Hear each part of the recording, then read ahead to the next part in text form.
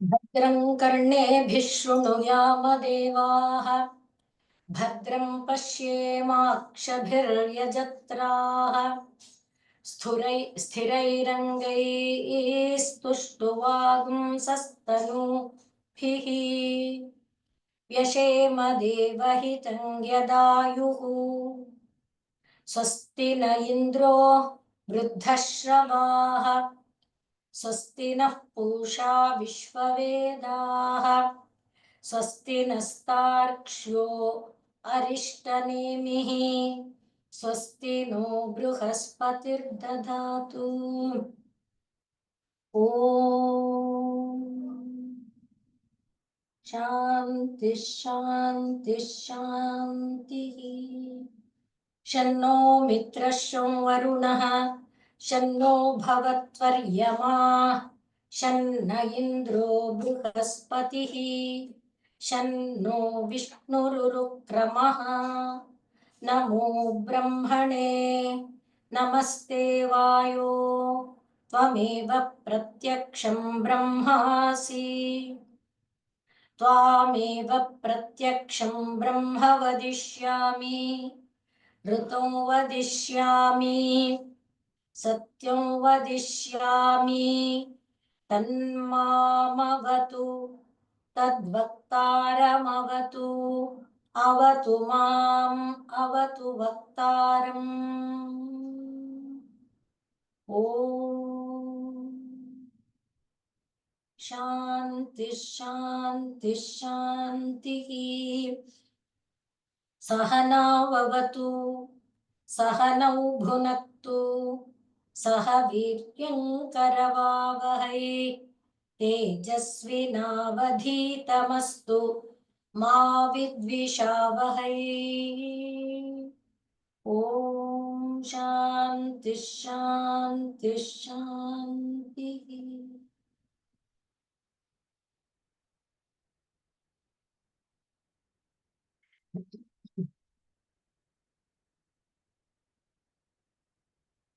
वेदाहमेतम् अजरं पुराणं सर्वात्मानं सर्वगतं विभुत्वात् जन्म निरोधं प्रवदन्ति यस्य ब्रह्मवादिनो हि प्रवदन्ति नित्यं ಯಾವ ಪರಮಾತ್ಮನನ್ನ ತಿಳಿದುಕೊಳ್ಳುವುದರ ಮೂಲಕ ನಾವು ಜನ್ಮಾದಿಗಳನ್ನ ಪಡೆದಿದ್ದೇವೆಯೋ ಯಾವ ಪರಮಾತ್ಮನಿಂದ ನಾವು ಉಳಿದಿದ್ದೇವೆಯೋ ಆ ಪರಮಾತ್ಮನ ಸ್ವರೂಪ ಏನು ಅದು ಹೇಗಿದೆ ಅನ್ನುವುದನ್ನ ನಾವು ವಿಚಾರ ಮಾಡ್ಕೊಳ್ತಾ ಬಂದ್ವಿ ಇಷ್ಟು ಮಂತ್ರಗಳಲ್ಲಿ ಆ ಪರಮಾತ್ಮ ಎಲ್ಲಿದ್ದಾನೆ ಯಾವ ರೂಪದಲ್ಲಿದ್ದಾನೆ ಅನ್ನುವುದನ್ನು ಹೇಳುವಾಗಲೂ ಕೂಡ ಅವನು ಎಲ್ಲಾ ತಲೆಗಳ ರೂಪದಲ್ಲಿ ವಿಶ್ವಾತ್ಮಕವಾಗಿ ವಿಕಾಸಗೊಂಡಿರುವ ಎಲ್ಲಾ ತಲೆಗಳ ರೂಪದಲ್ಲಿ ಎಲ್ಲಾ ಕೈಗಳ ರೂಪದಲ್ಲಿ ಎಲ್ಲಾ ಕಾಲುಗಳ ರೂಪದಲ್ಲಿ ಎಲ್ಲ ರೂಪದಲ್ಲಿ ಅವನೇ ಇದ್ದಾನೆ ಆದರೆ ಅವನಿಗೆ ಕೈ ಕಾಲು ಏನೂ ಇಲ್ಲ, ಅವನು ಕಣ್ಣಿಲ್ಲದೇನೂ ನೋಡಬಲ್ಲ. ಈ ರೀತಿಯಾದ ಒಂದು ಸ್ವರೂಪವನ್ನ ಆ ಪರಬ್ರಹ್ಮನ ಸ್ವರೂಪವನ್ನ ಹೇಳಿ ಪ್ರತಿಯೊಂದು ಜೀವಿಯ ಒಂದು ಹೃದಯ ಎಂಬ ಗುಹೆಯೊಳಗೆ ಇರ್ತಾನೆ. ಆದರೆ ಈ ನವದ್ವಾರ ಎಂಬುದು ಎಲ್ಲಾ ಜೀವಕ್ಕೂ ಇಲ್ಲ, ಕೇವಲ ಮಾನವ ಮಾತ್ರನಿಗೆ ನವದ್ವಾರ ಇರುವಂತಹ ಒಂದು ಪುರ ಇದೆ.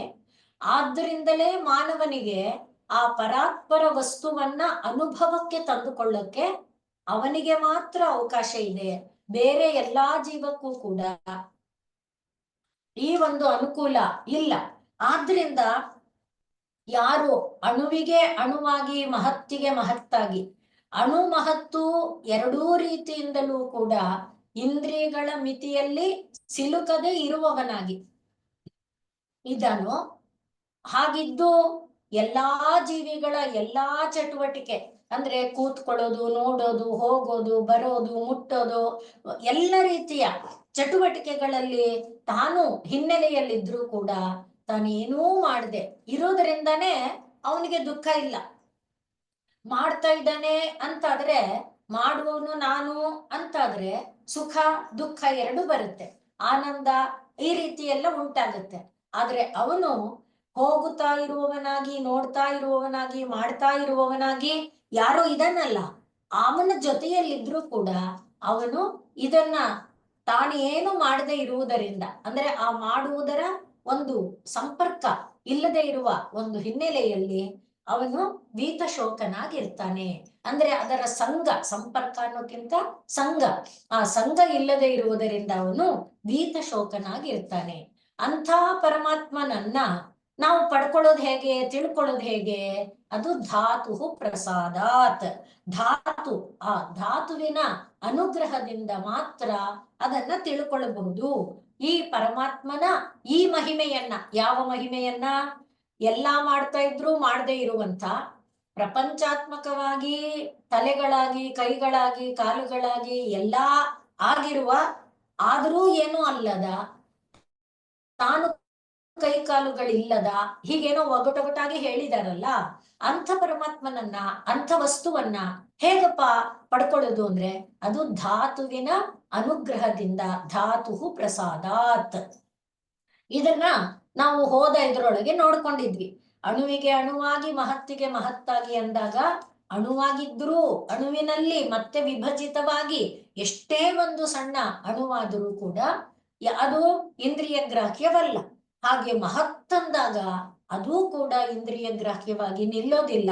ಹಾಗಿರುವಂತ ಆ ಇದನ್ನ ಅವನು ಹೇಗೆ, ಇದು ದ್ವಾಸುಪರ್ಣ ತರಹ, ತಾನು ಒಂದು ಸುಮ್ಮನೆ ನೋಡ್ತಾ ಇದೆ, ಇನ್ನೊಂದು ಎಲ್ಲವನ್ನ ಸ್ವಾದು ಅತ್ತಿ ರುಚಿಕರವಾಗಿರುವುದೆಲ್ಲವನ್ನ ಅನುಭವಿಸ್ತಾ ಇದೆ.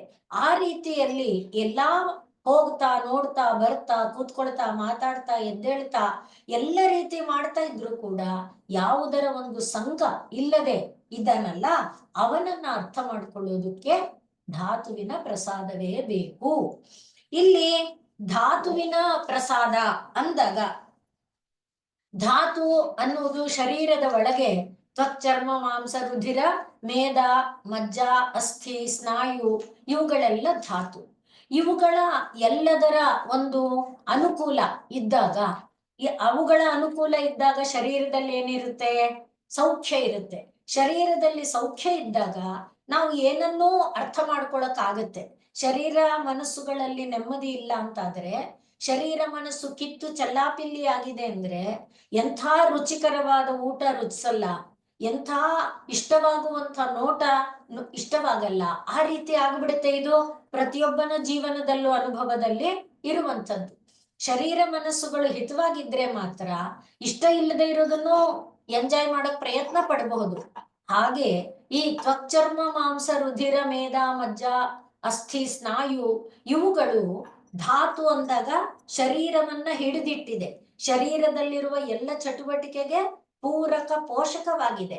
ಆದ್ರಿಂದನೇ ಶರೀರದಲ್ಲಿ ನಮಗೆ ಪಂಚವೃತ್ತಿಗಳು, ಪಂಚಕ್ಲೇಶಗಳು ಏನು ಉಂಟಾಗ್ತಾ ಇದೆ, ಆ ಪಂಚವೃತ್ತಿ ಪಂಚಕ್ಲೇಶಗಳಿಂದ ನಮಗೆ ಉಂಟಾಗ್ತಾ ಇರುವಂತಹ ಸುಖ ದುಃಖ ರಾಗದ್ವೇಷ ಇತ್ಯಾದಿಗಳು, ಆ ಎಲ್ಲವನ್ನ ನಾವು ದೂರ ಮಾಡಿಕೊಂಡು ಕಳ್ಕೊಳ್ಳೋದಕ್ಕೆ ಈ ಶರೀರ ಸೌಖ್ಯ ಅದು ಧಾತುವಿನ ಪ್ರಸಾದದಿಂದ ಲಭಿಸುತ್ತೆ.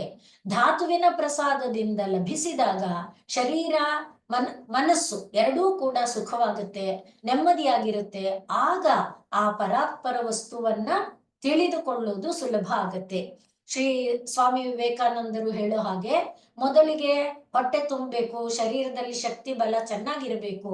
ಆದ್ರಿಂದಲೇ ಅವರು ವೇದಾಂತವನ್ನ ಇದು ಮಾಡೋದಕ್ಕೆ ಒಬ್ಬ ಒಳ್ಳೆ ಫುಟ್ಬಾಲ್ ಪ್ಲೇಯರ್ ಆಗಿ, ಅಂದ್ರೆ ಅರ್ಥ ಶರೀರದ ಒಂದು ಪುಷ್ಟಿ ಅಂತರಂಗದ ವಿಚಾರವನ್ನ ತಿಳ್ಕೊಳ್ಳೋದಕ್ಕೆ ಅನುಕೂಲಕರವಾಗುತ್ತೆ, ಸಹಾಯಕವಾಗುತ್ತೆ ಅನ್ನೋ ಅರ್ಥದಲ್ಲಿ ಅವ್ರು ಹೇಳಿರೋದನ್ನು ನಾವು ನೋಡ್ತೀವಿ. ಒಟ್ಟಿನಲ್ಲಿ ಈಗ ಧಾತು ಪ್ರಸಾದ ಅಂದಾಗ ಮೊದಲಿಗೆ ಶರೀರದ ಅನುಕೂಲ, ಶರೀರ ಅನುಕೂಲ ಮಾಡಿದ್ರೆ ಮನಸ್ಸು ಅನುಕೂಲ. ಆದ್ರಿಂದಲೇ ನಾವು ತೈತ್ತಿರೀಯದಲ್ಲಿ ನೋಡುವಾಗ ಮಾತೃದೇವೋ ಭವ ಪಿತೃದೇವೋ ಭವ ಅಂತ ನೋಡ್ತೇವೆ. ಮಾತೃ ಅಂದಾಗ ಯಾವುದು ಒಂದಕ್ಕೆ ಜನ್ಮ ಕೊಡಬಲ್ಲದ್ದು, ಯಾವುದು ಒಂದಕ್ಕೆ ಜನ್ಮ ಕೊಡಬಲ್ಲದ್ದು? ಈ ಶರೀರ. ಈ ಒಂದು ಶರೀರ ಮತ್ತೊಂದು ಶರೀರದ ಸೃಷ್ಟಿಗೆ ಕಾರಣ ಆಗುತ್ತೆ. ಹೇಗೆ? ಈ ಶರೀರದಲ್ಲಿ ನಾವು ಮಾಡಿದಂತ ಕೆಲಸಗಳು ಅದು ನಮ್ಗೆ ಪಾಪ ಪುಣ್ಯಗಳನ್ನ ಕೊಡುತ್ತೆ. ಆ ಪಾಪ ಪುಣ್ಯ ನಮಗೆ ಮತ್ತೆ ಶರೀರ ಕೊಡ್ತಾ ಹೋಗುತ್ತೆ. ಆದ್ರಿಂದ ಇದನ್ನ ದೇಹ ಅಂದ್ರೆ ಉಪ್ಪಿಯಂತೆ ಬೀಜವನ್ನ ಅದರಿಂದನೇ ಇದನ್ನ ಒಪ್ಪು ಅಂತ ಕೂಡ ಕರೀತಾರೆ. ಒಂದೊಂದು ಶರೀರ ಮುಂದಿನ ಶರೀರಕ್ಕೆ ಬೀಜ ಇಲ್ಲೇ ಬಿತ್ಕೊಳ್ಳುತ್ತೆ. ಆ ರೀತಿ ಈ ಶರೀರ ಇರೋದ್ರಿಂದ ಶರೀರ ನಮಗೆ ಮತ್ತೊಂದು ಶರೀರನ ಕೊಡುತ್ತಲ್ವಾ. ಆದ್ರಿಂದನೇ ಇದನ್ನ ಮಾತೃ ಶರೀರ ಎಂಬುದು ಮಾತೃ. ಶರೀರದಲ್ಲಿರುವ ಕೈ, ಕಾಲು, ಕಣ್ಣು, ಮೂಗು, ಕಿವಿ ಇವೆಲ್ಲ ಮೊದಲು ಸಹಕರಿಸಬೇಕು. ಅಂದ್ರೆ ನಾನು ಒಂದು ಧ್ಯಾನಕ್ಕೆ ಕೂತ್ಕೋತೀನಿ ಅಂದ್ರೆ ನನ್ನ ಕಣ್ಣು ಒಂದ್ ಕಡೆ ಕೀಳ್ತಾ ಇದ್ರೆ, ಕಿವಿ ಇನ್ನೊಂದು ಕಡೆ ಕೀಳ್ತಾ ಇದ್ರೆ, ಮನಸ್ಸು ಇನ್ನೊಂದು ಕಡೆ ಎಳೀತಾ ಇದ್ರೆ, ಕಾಲು ಇನ್ನೊಂದು ಕಡೆಗೆ ಅಲ್ಲಿ ಹೋಗೋಣ ಇಲ್ಲಿ ಹೋಗೋಣ ಅದು ಮಾಡೋಣ ಈ ರೀತಿ ಮಾಡ್ತಾ ಇದ್ರೆ ಧ್ಯಾನ ಮಾಡಕ್ಕಾಗಲ್ಲ. ಆದ್ರಿಂದ ಮೊದಲಿಗೆ ಶರೀರದ ಸುಸ್ಥಿರತೆ, ಸ್ವಸ್ಥತೆ ಅದು ಬೇಕು. ಅದಾದ್ಮೇಲೆ ಒಳಗೆ ಇರುವಂತಹ ಚೈತನ್ಯ ಏನಿದೆ ಅದರ ಅನುಗ್ರಹನೂ ಬೇಕು. ಹಾಗೆ ಎರಡರ ಅನುಗ್ರಹ ಆದಾಗ ಧ್ಯಾನದಲ್ಲಿ ಏಕಾಗ್ರತೆ ಉಂಟಾಗಕ್ಕೆ ಅನುಕೂಲ ಆಗತ್ತೆ. ಆ ರೀತಿಯಲ್ಲಿ ಈ ಶರೀರದ ಒಂದು ಪೋಷಣೆ, ಶರೀರದ ಸಹಕಾರ ಇರಬೇಕು ಅನ್ನುವುದನ್ನ ಧಾತು ಪ್ರಸಾದಾತ್ ಅನ್ನುವ ಶಬ್ದದಲ್ಲಿ ಹೇಳ್ತಾರೆ. ಇನ್ನು ಧಾತ ಅಂದಾಗ ವಿಶ್ವಾಂಡ ಬ್ರಹ್ಮಾಂಡಗಳನ್ನ ಯಾರು ನಿರ್ಮಾಣ ಮಾಡಿದಾನೋ, ಯಾರು ಅದನ್ನ ಪಾಲಿಸ್ತಾ ಇದ್ದಾನೋ, ಯಾರು ಅದನ್ನ ಪೋಷಿಸ್ತಾ ಇದ್ದಾನೋ ಅವನು ಧಾತ. ಅವನ ಅನುಗ್ರಹವೂ ಕೂಡ ಬೇಕು. ಅವನ ಅನುಗ್ರಹ ದೊರೆತಾಗ ಶರೀರದಲ್ಲಿ ಇಂದ್ರಿಯಗಳಲ್ಲಿ ಅನುಗ್ರಹ ದೊರಕುತ್ತೆ, ಇಂದ್ರಿಯ ಮನಸ್ಸುಗಳಲ್ಲಿ ಅನುಗ್ರಹ ದೊರಕುತ್ತೆ. ಅದು ದೊರೆತಾಗ ಏಕಾಗ್ರತೆ ಸುಲಭ ಆಗತ್ತೆ. ಏಕಾಗ್ರತೆ ಸುಲಭ ಆದಾಗ ಒಳಗಿನ ಗತಿ ಸುಲಭ ಆಗುತ್ತೆ.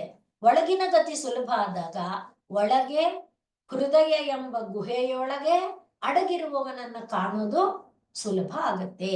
ಹಾಗೆ ಧಾತು ಪ್ರಸಾದಾತ್ ಅನ್ನುವುದನ್ನ ಇನ್ನೊಂದು ರೀತಿಯಲ್ಲಿ ಕೂಡ ಹೇಳ್ತಾರೆ. ಒಟ್ಟಿನಲ್ಲಿ ನಾವು ಆ ಪರಾತ್ಪರ ವಸ್ತುವನ್ನ ಕಾಣುವುದಕ್ಕೆ ಪರಾತ್ಪರ ವಸ್ತುವಿನದೇ ಅನುಗ್ರಹ.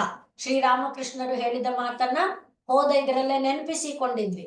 ಅವನೇ ತನ್ನ ಮುಖಕ್ಕೆ ಆ ಲ್ಯಾಂಟ್ರನ್ ಅನ್ನ ಹಿಡಿದಾಗ ಅವನ ಸ್ವರೂಪ ನಮಗೆ ಕಾಣುತ್ತೆ, ಅರ್ಥ ಆಗುತ್ತೆ. ಹಾಗೆ ಪರಾತ್ಪರ ವಸ್ತುನೇ. ಇದನ್ನು ಗೀತೆಯಲ್ಲೂ ಮತ್ತೆ ಭಾಗವತದಲ್ಲೂ ನಾವು ನೋಡ್ತೇವೆ.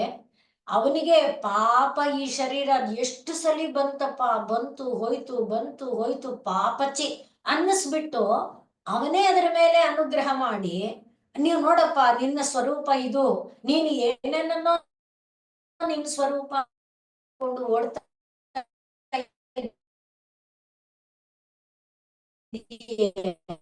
ಅದಲ್ಲ ಅಂತ ಅವನೇ ಅನುಗ್ರಹ ಮಾಡಬೇಕು. ಅದನ್ನು ಕೂಡ ನಾವು ಭಾಗವತದ ಅನುಗ್ರಹ ದೊರೆತಾಗ ಯಾವ ಪರಮಾತ್ಮನ ತತ್ವ ದೀರ್ಘಕಾಲ ನೋಡ್ತಾ ಬಂದ್ವೋ ಅವನನ್ನ ನಾವು ಅರ್ಥ ಮಾಡ್ಕೊಳಕ್ಕೆ ಆಗತ್ತೆ. ಈಗ ಬಂದಿರುವ ಮಂತ್ರ ವೇದಾಹಮೇತಂ.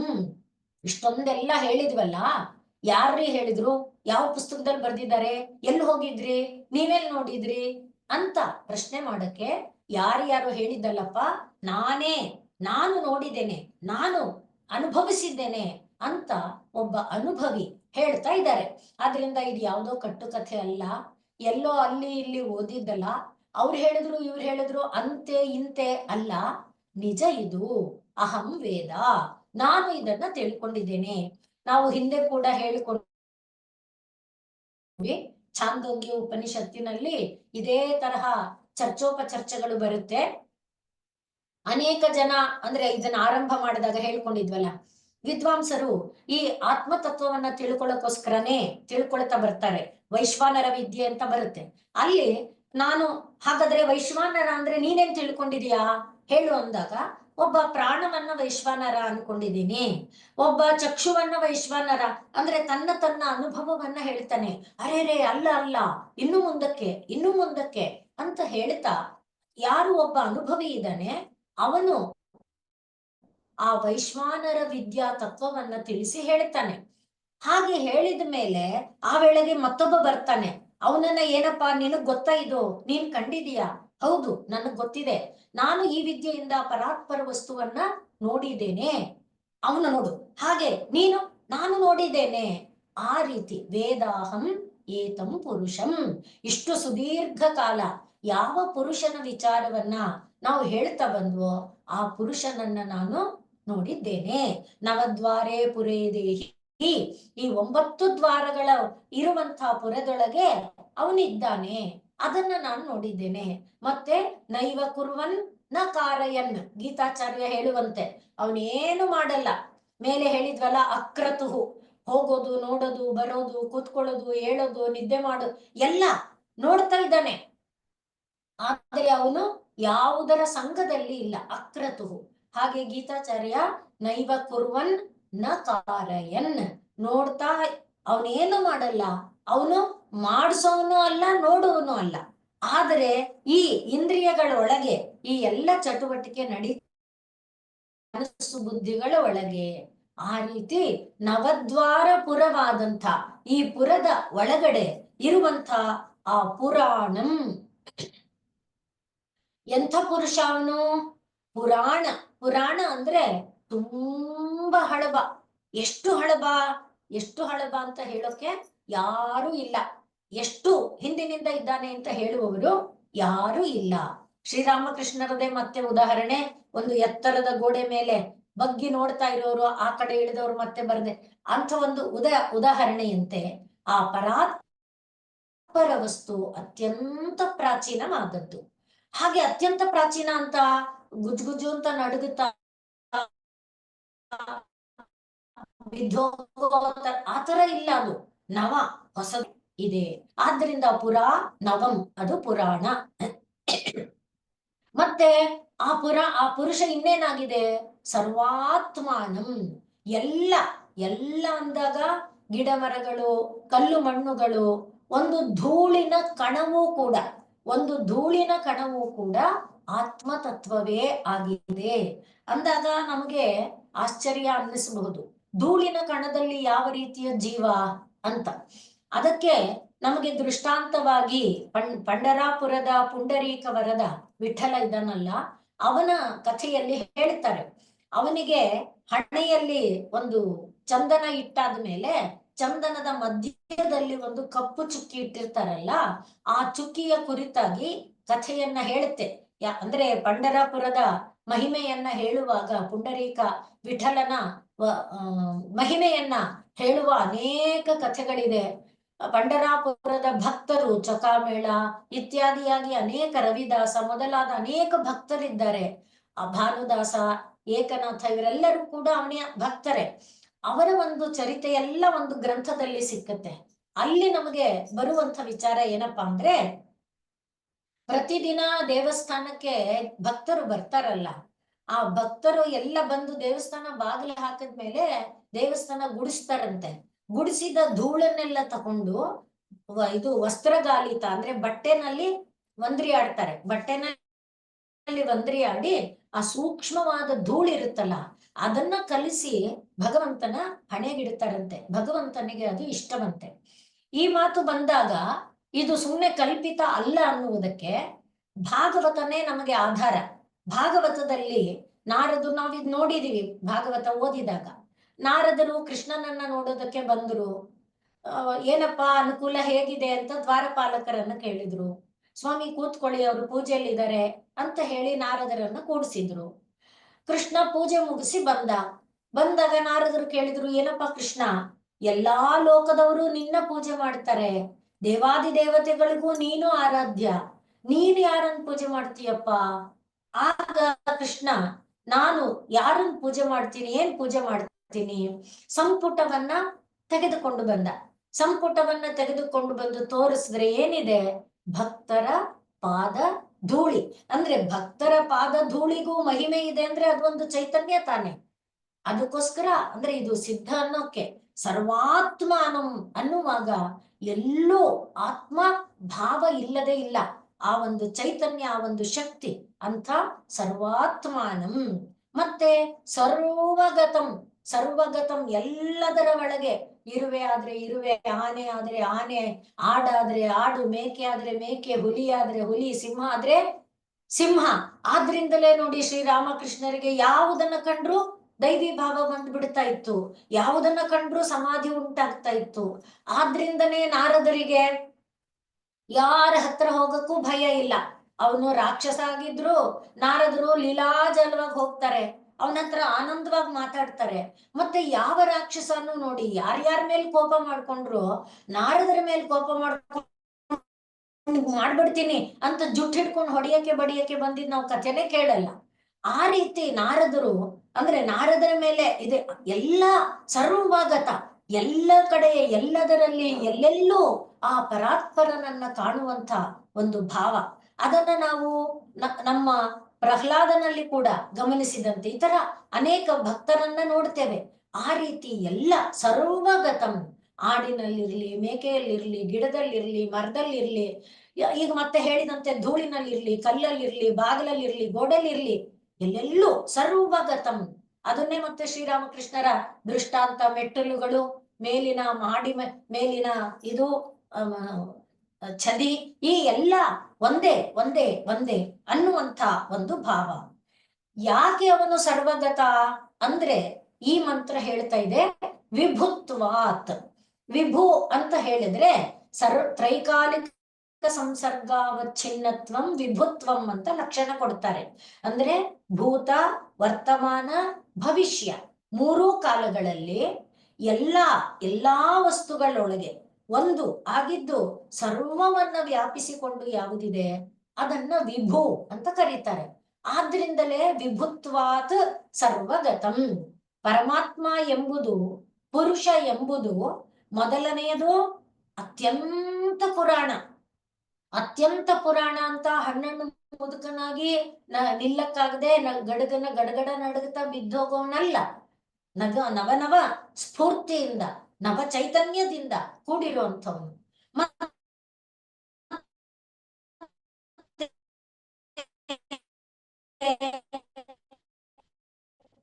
ಎಲ್ಲಾ ಚರಾಚರೀರದ ಯಾವ ಇಲ್ಲಿಲ್ಲ ನೋಡಿ ಅಂತ ಹೇಳೋ ಹಾಗಿಲ್ಲ, ಎಲ್ಲಾ ಜಾಗದಲ್ಲಿ ಅವನು ತುಂಬಿಕೊಂಡಿದ್ದಾನೆ.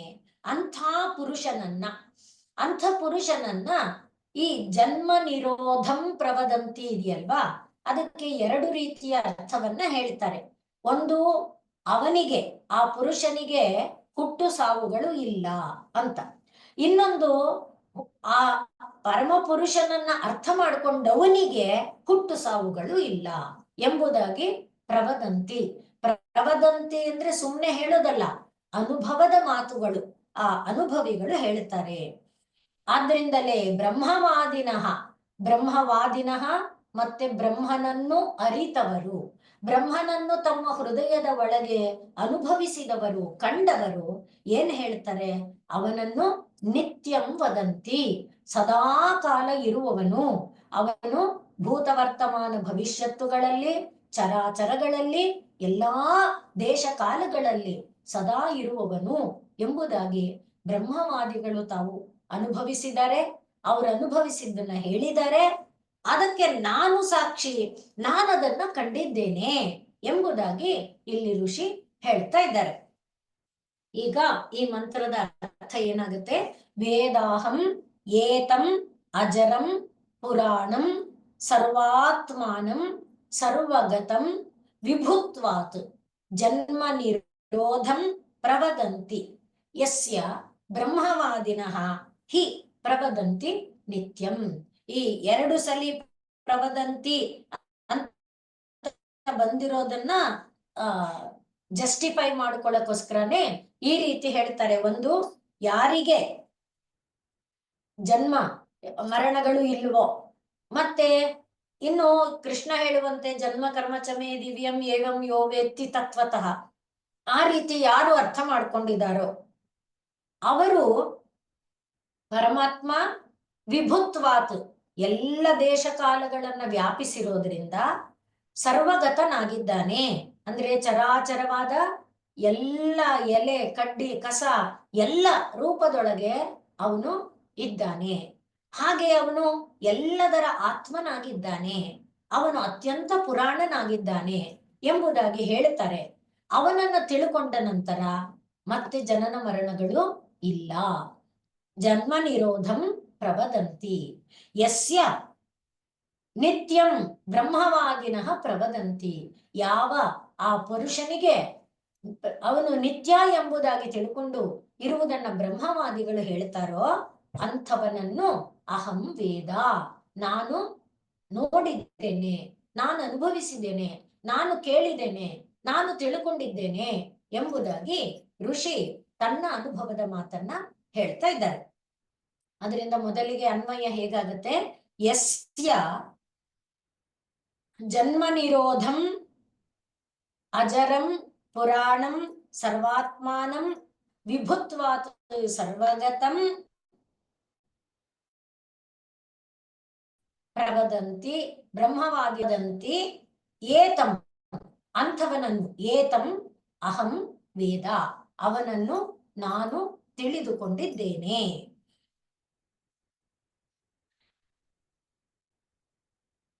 ಇಲ್ಲಿಗೆ 3ನೆಯ ಅಧ್ಯಾಯ ಮಂಗಳಾಗತ್ತೆ. 4ನೆಯ ಅಧ್ಯಾಯದ ಮೊದಲ ಮಂತ್ರ ಯ ಏಕಃ, ಇನ್ನು ಅದನ್ನೇ ಮುಂದುವರಿಸ್ತಾ ಇದ್ದಾರೆ. ಯ ಏಕಃ ಅವರ್ಣಃ ಬಹುಧಾ ಶಕ್ತಿಯೋಗಾತ್ ವರ್ಣಾನೇಕ ಅನೇಕಾನ್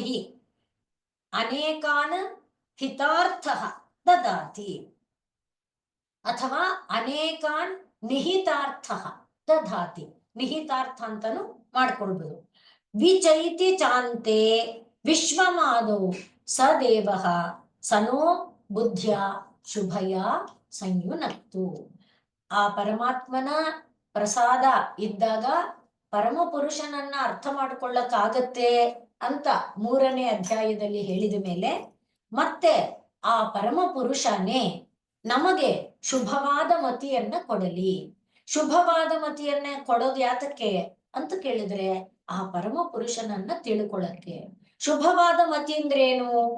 ಯಾವುದು ರಾಗದ್ವೇಷಾದಿ ಅಂಟುಗಳಿಂದ ವಾಸನೆಗಳಿಂದ ಕಲುಷಿತಗೊಂಡಿರಲ್ವೋ ಆಗ ಮಾತ್ರನೇ ಪರಮಾತ್ಮನನ್ನ ನೋಡಕ್ಕಾಗೋದು. ಆದ್ರಿಂದ ಶುಭಯ ಬುದ್ಧಿಯ ಅನ್ನುವಾಗ ಆ ರಾಗದ್ವೇಷಾದಿ ಕಲ್ಮಶಗಳ ಒಂದು ಅಂಟು ವಾಸನೆ ಇಲ್ಲದೆ ಇರುವಂತ ಶುದ್ಧವಾದ ಸುನಿರ್ಮಲವಾದಂಥ ಬುದ್ಧಿಯನ್ನ ನಮಗೆ ಕೊಡಲಿ ಅನ್ನುವುದಾಗಿ ಇಲ್ಲಿ ಪ್ರಾರ್ಥನೆ. ಮೊದಲನೆಯದಾಗಿ ಏಕಃ ಮೇಲಿಂದ ಹೇಳಿಕೊಂಡು ಬಂದಿರುವುದು ಒಬ್ಬನೇ, ಅವನಿಗೆ 1000 ತಲೆ 1000 ಕೈ 1000 ಆ ರೀತಿ. ಮತ್ತೆ ಅವನು ಅವರ್ಣಃ, ವರ್ಣಃ ಅಂದಾಗ 3-4 ರೀತಿಯ ಅರ್ಥವನ್ನ ಮಾಡಬಹುದು. ಮೊದಲನೇದಾಗಿ ಅವನಿಗೆ ಬಣ್ಣ ಇಲ್ಲ.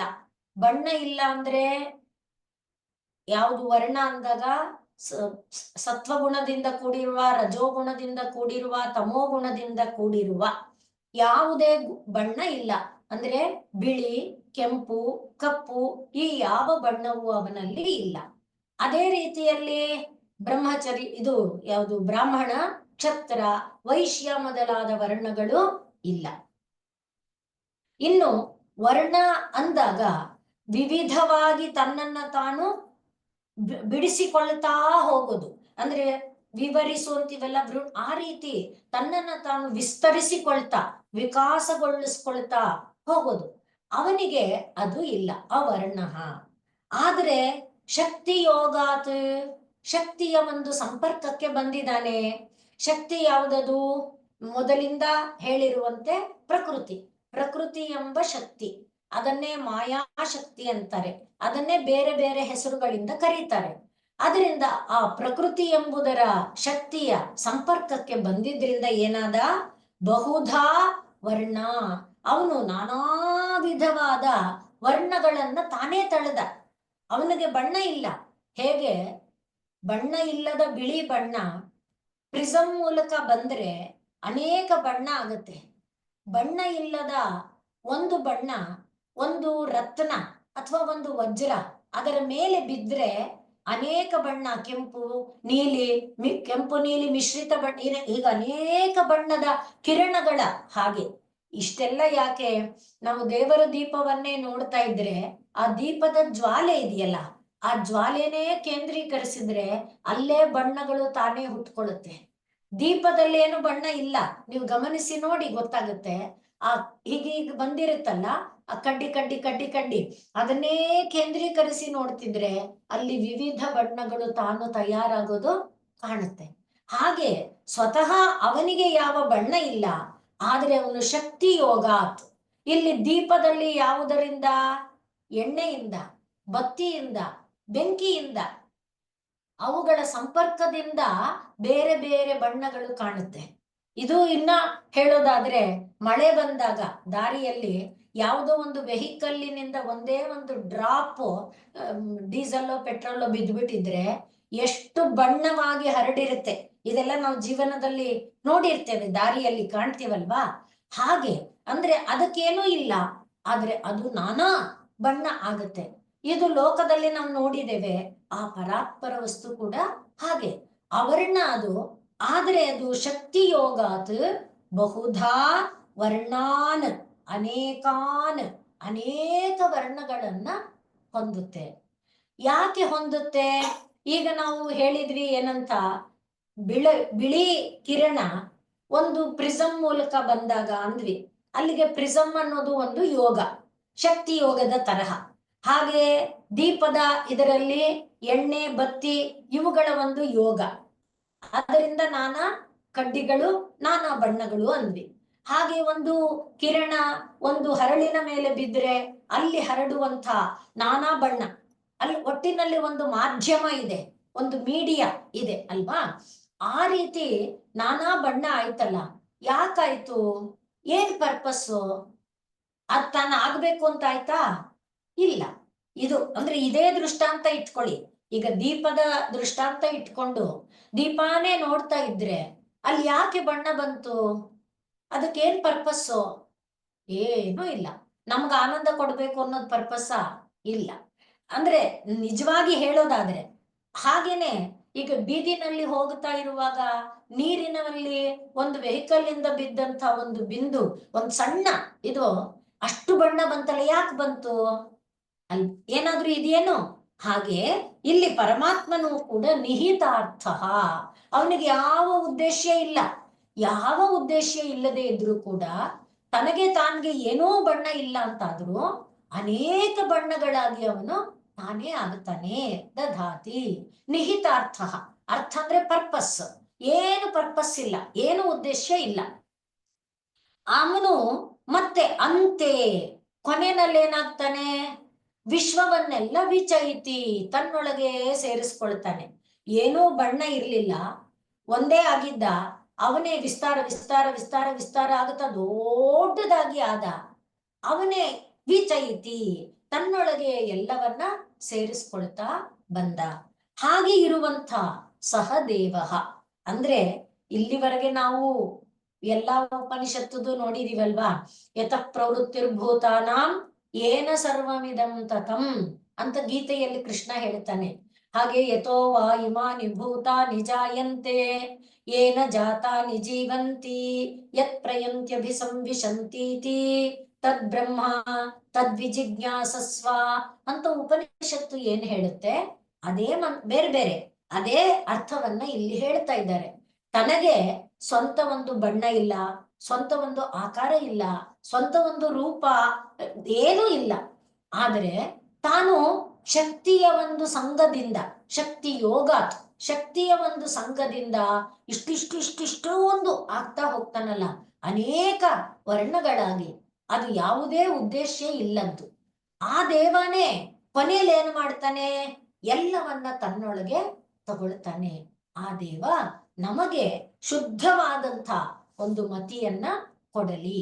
ಶುಭಯ ಬುದ್ಧಿಯ ಸಹದೇವ ಸಂಯುನಕ್ತು. ಆ ದೇವನು ನಮ್ಮ ಬುದ್ಧಿಯನ್ನ ಶುಭದ ಜೊತೆಯಲ್ಲಿ ಸೇರಿಸಲಿ, ಅಥವಾ ನಮ್ಮ ಬುದ್ಧಿಯ ಒಳಗೆ ಶುಭತ್ವವನ್ನ ಉಂಟು ಮಾಡಲಿ, ಅಥವಾ ನಮ್ಮನ್ನು ಅಂದಾಗ ಈ ಶರೀರದ ಭ್ರಮೆ ಇದೆಯಲ್ಲ, ಆ ಶರೀರದ ಭ್ರಮೆಯನ್ನ ದೂರ ಮಾಡಿ ನಿಷ್ಕಲ್ಮಶವಾದ ಬುದ್ಧಿಯೊಡನೆ ಈ ಶರೀರದ ಭ್ರಮೆಯನ್ನ ನಿಷ್ಕಲ್ಮಶವಾದ ಬುದ್ಧಿಯೊಡನೆ ಸಂಯುನಕ್ತು, ಸೇರಿಸಲಿ. ಆಗ ಏನ್ ಲಾಭ ಆಗುತ್ತೆ? ನಾನು ಮನಸ್ಸಲ್ಲ, ನಾನು ಇಂದ್ರಿಯ ಅಲ್ಲ, ನಾನು ಬುದ್ಧಿ ಅಲ್ಲ, ಈ ರೀತಿಯಾದ ಅರಿವು ತಾನೇ ಬರುತ್ತೆ. ಅದನ್ನೇ ಶಂಕರಾಚಾರ್ಯರು ಲಕ್ಷ್ಮೀ ನೃಸಿಂಹ ಕರಾವಲಂಬ ಸ್ತೋತ್ರದಲ್ಲಿ ಹೇಳುವಾಗ, ಅಂಧಸ್ಯ ಮೇ ಹೃತ ವಿವೇಕ ಮಹಾಧನಸ್ಯ. ಯಾರದು ಕತ್ಕೊಂಡು ಹೋಗಿರೋರು? ಚೋರೈಹಿ ಪ್ರಭೋ ಬಲಿಭಿಹಿ ಇಂದ್ರಿಯ ನಾಮಧೇಯೈಹಿ. ಅತ್ಯಂತ ಬಲಶಾಲಿಗಳು, ಏನು ಮಾಡಿದ್ರು ಅವರನ್ನು ಅವಾಯ್ಡ್ ಮಾಡಕ್ಕಾಗಲ್ಲ. ಈ ಕಡೆ ಓಡಿಸಿದ್ರೆ ಆ ಕಡೆ ಬರ್ತಾರೆ, ಆ ಕಡೆ ಓಡಿಸಿದ್ರೆ ಈ ಕಡೆ ಬರ್ತಾರೆ. ಹೇಗೆ ನಿಯಂತ್ರಣ ಮಾಡ್ತೀವಿ ಅಂದ್ರು ನಿಯಂತ್ರಣಕ್ಕೆ ನಿಲುಕದೆ ಇರುವಂತ ಅತ್ಯಂತ ಬಲಶಾಲಿ ದರೋಡೆಕೋರರು. ಯಾರವರು? ಇಂದ್ರಿಯ ನಾಮಧೇಯೈಹಿ, ಇಂದ್ರಿಯ ಎನ್ನುವಂಥ ಕಳ್ಳರು. ಅವ್ರೇನ್ ಮಾಡಿದ್ದಾರೆ? ಈಗ ಯಾವ ದೇವ ಸರ್ವಗತ, ಸರ್ವಾತ್ಮ, ಸರ್ವ ಶರೀರ, ಸರ್ವಶೀರ್ಷ, ಸರ್ವ ಅಂತ ಹೇಳ್ತಾ ಬಂದಿದ್ದೇವೆ, ಅವನನ್ನ ಅರಿಯದಂತೆ ಮಾಡಿಬಿಟ್ಟಿದ್ದಾರೆ. ಆದ್ರಿಂದಲೇ ದೇವಾ, ಅದರಿಂದಲೇ ಅಲ್ಲೇನ್ ಹೇಳ್ತಿದ್ದಾರೆ? ಮೋಹಾಂಧ ಕೂಪ ಕುಹರದಲ್ಲಿ ಬಿದ್ದಿರೋದೆ ಅದಕ್ಕೆ. ಮೋಹಾಂಧ ಕೂಪ ಕುಹರೇ ವಿನಿಪಾತಿ ತಸ್ಯ. ಅದೇ ಏನದು? ಅಶುಭ ಬುದ್ಧಿ. ಆ ಮೋಹ ಅಂಧಕೂಪ ಕುಹರ ಎನ್ನುವ ಅಶುಭ ಬುದ್ಧಿಯನ್ನ ತೊಳೆದರೆ ಶುಭ ಬುದ್ಧಿ ಬರುತ್ತಲ್ಲ. ಅಂದ್ರೆ ಮೋಹವನ್ನ ದೂರ ಮಾಡೋದು, ಅದನ್ನ ಯಾರು ಮಾಡ್ಬೇಕು? ಆ ಪರಮಾತ್ಮ. ಅದಕ್ಕೋಸ್ಕರ ಲಕ್ಷ್ಮೀ ನೃಸಿಂಹ ಮಮದೇಹಿ ಕರಾವಲಂಬಂ. ಹಾಗೆ ಇಲ್ಲಿ ಪರಮಾತ್ಮನನ್ನ ಪ್ರಾರ್ಥನೆ ಮಾಡ್ಕೊಳ್ತಾ ಇದ್ದಾರೆ. ನಾನು ಅನ್ನುವ ಒಂದು ಅನರ್ಘ್ಯ ರತ್ನ, ಆ ನಾನು ಎಂಬ ಅನರ್ಘ್ಯ ರತ್ನ ಪರಂಪರೆಯಿಂದ, ಮಹತ್ವ ಪರಂಪರೆಯಿಂದ ಬೆಳಕೊಳ್ತಾ ಬಂದಿದೆ, ಎಲ್ಲಾ ವ್ಯಾಪಿಸಿಕೊಂಡಿದೆ. ಆದರೆ ಆ ಅನರ್ಘ್ಯ ರತ್ನವನ್ನ ಗುರುತಿಸಲಾಗದೆ ನಾವು ಯಾವ್ಯಾವುದನ್ನೋ ಕಲ್ಲು ತುಂಡನ್ನ, ಕಾಗೆ ಬಂಗಾರವನ್ನ, ಯಾವುದೋ ಒಂದು ಗಾಜಿನ ತುಂಡನ್ನ ದೇವರು ಇದು ಭಾಗವತದಲ್ಲಿದೆ, ಹಾಗೆ ನಾವು ಭಾವಿಸಿಕೊಂಡು ಒದ್ದಾಡ್ತಾ ಇದ್ದೇವೆ. ಅದನ್ನೇ ಚಿನ್ನ, ಅದನ್ನೇ ವಜ್ರ, ಅದನ್ನೇ ವೈಡೂರ್ಯ ಅಂತ. ಅಯ್ಯೋ, ನಮಗೆ ಯಾತಕ್ಕದು? ಈ ಮೋಹ ಇದೆಯಲ್ಲ, ಅದರಿಂದ. ಯಾವ ಮೋಹ ಅದು? ಇಂದ್ರಿಯನೇ ನಾನು, ಕಣ್ಣೇ ನಾನು, ಮನಸ್ಸೇ ನಾನು, ಬುದ್ಧಿನೇ ನಾನು. ಅದನ್ನ ನಿವಾರಣೆ ಮಾಡಿದರೆ ಆಗ ಏನಾಗುತ್ತೆ? ಶುಭವಾದ ಬುದ್ಧಿ ಉಂಟಾಗುತ್ತೆ. ಶುಭವಾದ ಬುದ್ಧಿ ಉಂಟಾದಾಗ ಎಲ್ಲೆಲ್ಲೂ ಇರುವ, ಎಲ್ಲವನ್ನ ತುಂಬಿಕೊಂಡಿರುವ ಆ ಪರಾತ್ಪರ ವಸ್ತುವನ್ನ ನಾವು ಅನುಭವಿಸಕ್ಕಾಗತ್ತೆ. ಅದಕ್ಕೋಸ್ಕರ ಇಲ್ಲಿ ಈ ಮಂತ್ರದಲ್ಲಿ ಋಷಿ ನಾನು ಕಂಡಿದ್ದೇನೆ ಅಂದಮೇಲೆ ನಿನಗೂ ಕಾಣಕ್ಕಾಗತ್ತೆ ತಾನೆ? ಬುದ್ಧ ಅದನ್ನೇ ಹೇಳಿದ್ದಾನೆ. ನಾನು ಬುದ್ಧ ಆದೆ ಅಂದ್ರೆ ನೀನು ಬುದ್ಧ ಆಗಕ್ಕಾಗತ್ತೆ. ನಾನು ಯಾವ ರೀತಿ ಪ್ರಯತ್ನ ಪಟ್ಟೆ? ನಾನು ದಾರಿಯಲ್ಲಿ ಹೋಗ್ತಾ ಇರುವಾಗ ನೋಡಿದೆ ಒಬ್ಬ ಮುದುಕನನ್ನ, ದಾರಿಯಲ್ಲಿ ಹೋಗ್ತಾ ಇರುವಾಗ ನೋಡಿದೆ ಒಬ್ಬ ಸತ್ಯ ಜೀವವನ್ನ. ಹೀಗೆ ಇದನ್ನೆಲ್ಲ ನೋಡಿ, ಅಬ್ಬಾ, ಈ ಪ್ರಪಂಚ ದುಃಖ, ಈ ಪ್ರಪಂಚದಲ್ಲಿ ಇದೆಲ್ಲ ಬಿಡಿಸಲಕ್ಕೆ ಆಗೋದಿಲ್ಲ, ಅದರಿಂದ ನಾವು ಹೇಗೆ ಹೊರಗೆ ಬರಬೇಕು? ಅದಕ್ಕೆ ಧ್ಯಾನವನ್ನ, ಆ ಪರಾತ್ಪರ ವಸ್ತುವಿನ ಸ್ವರೂಪವನ್ನ ತಿಳ್ಕೊಳ್ಳೋದು.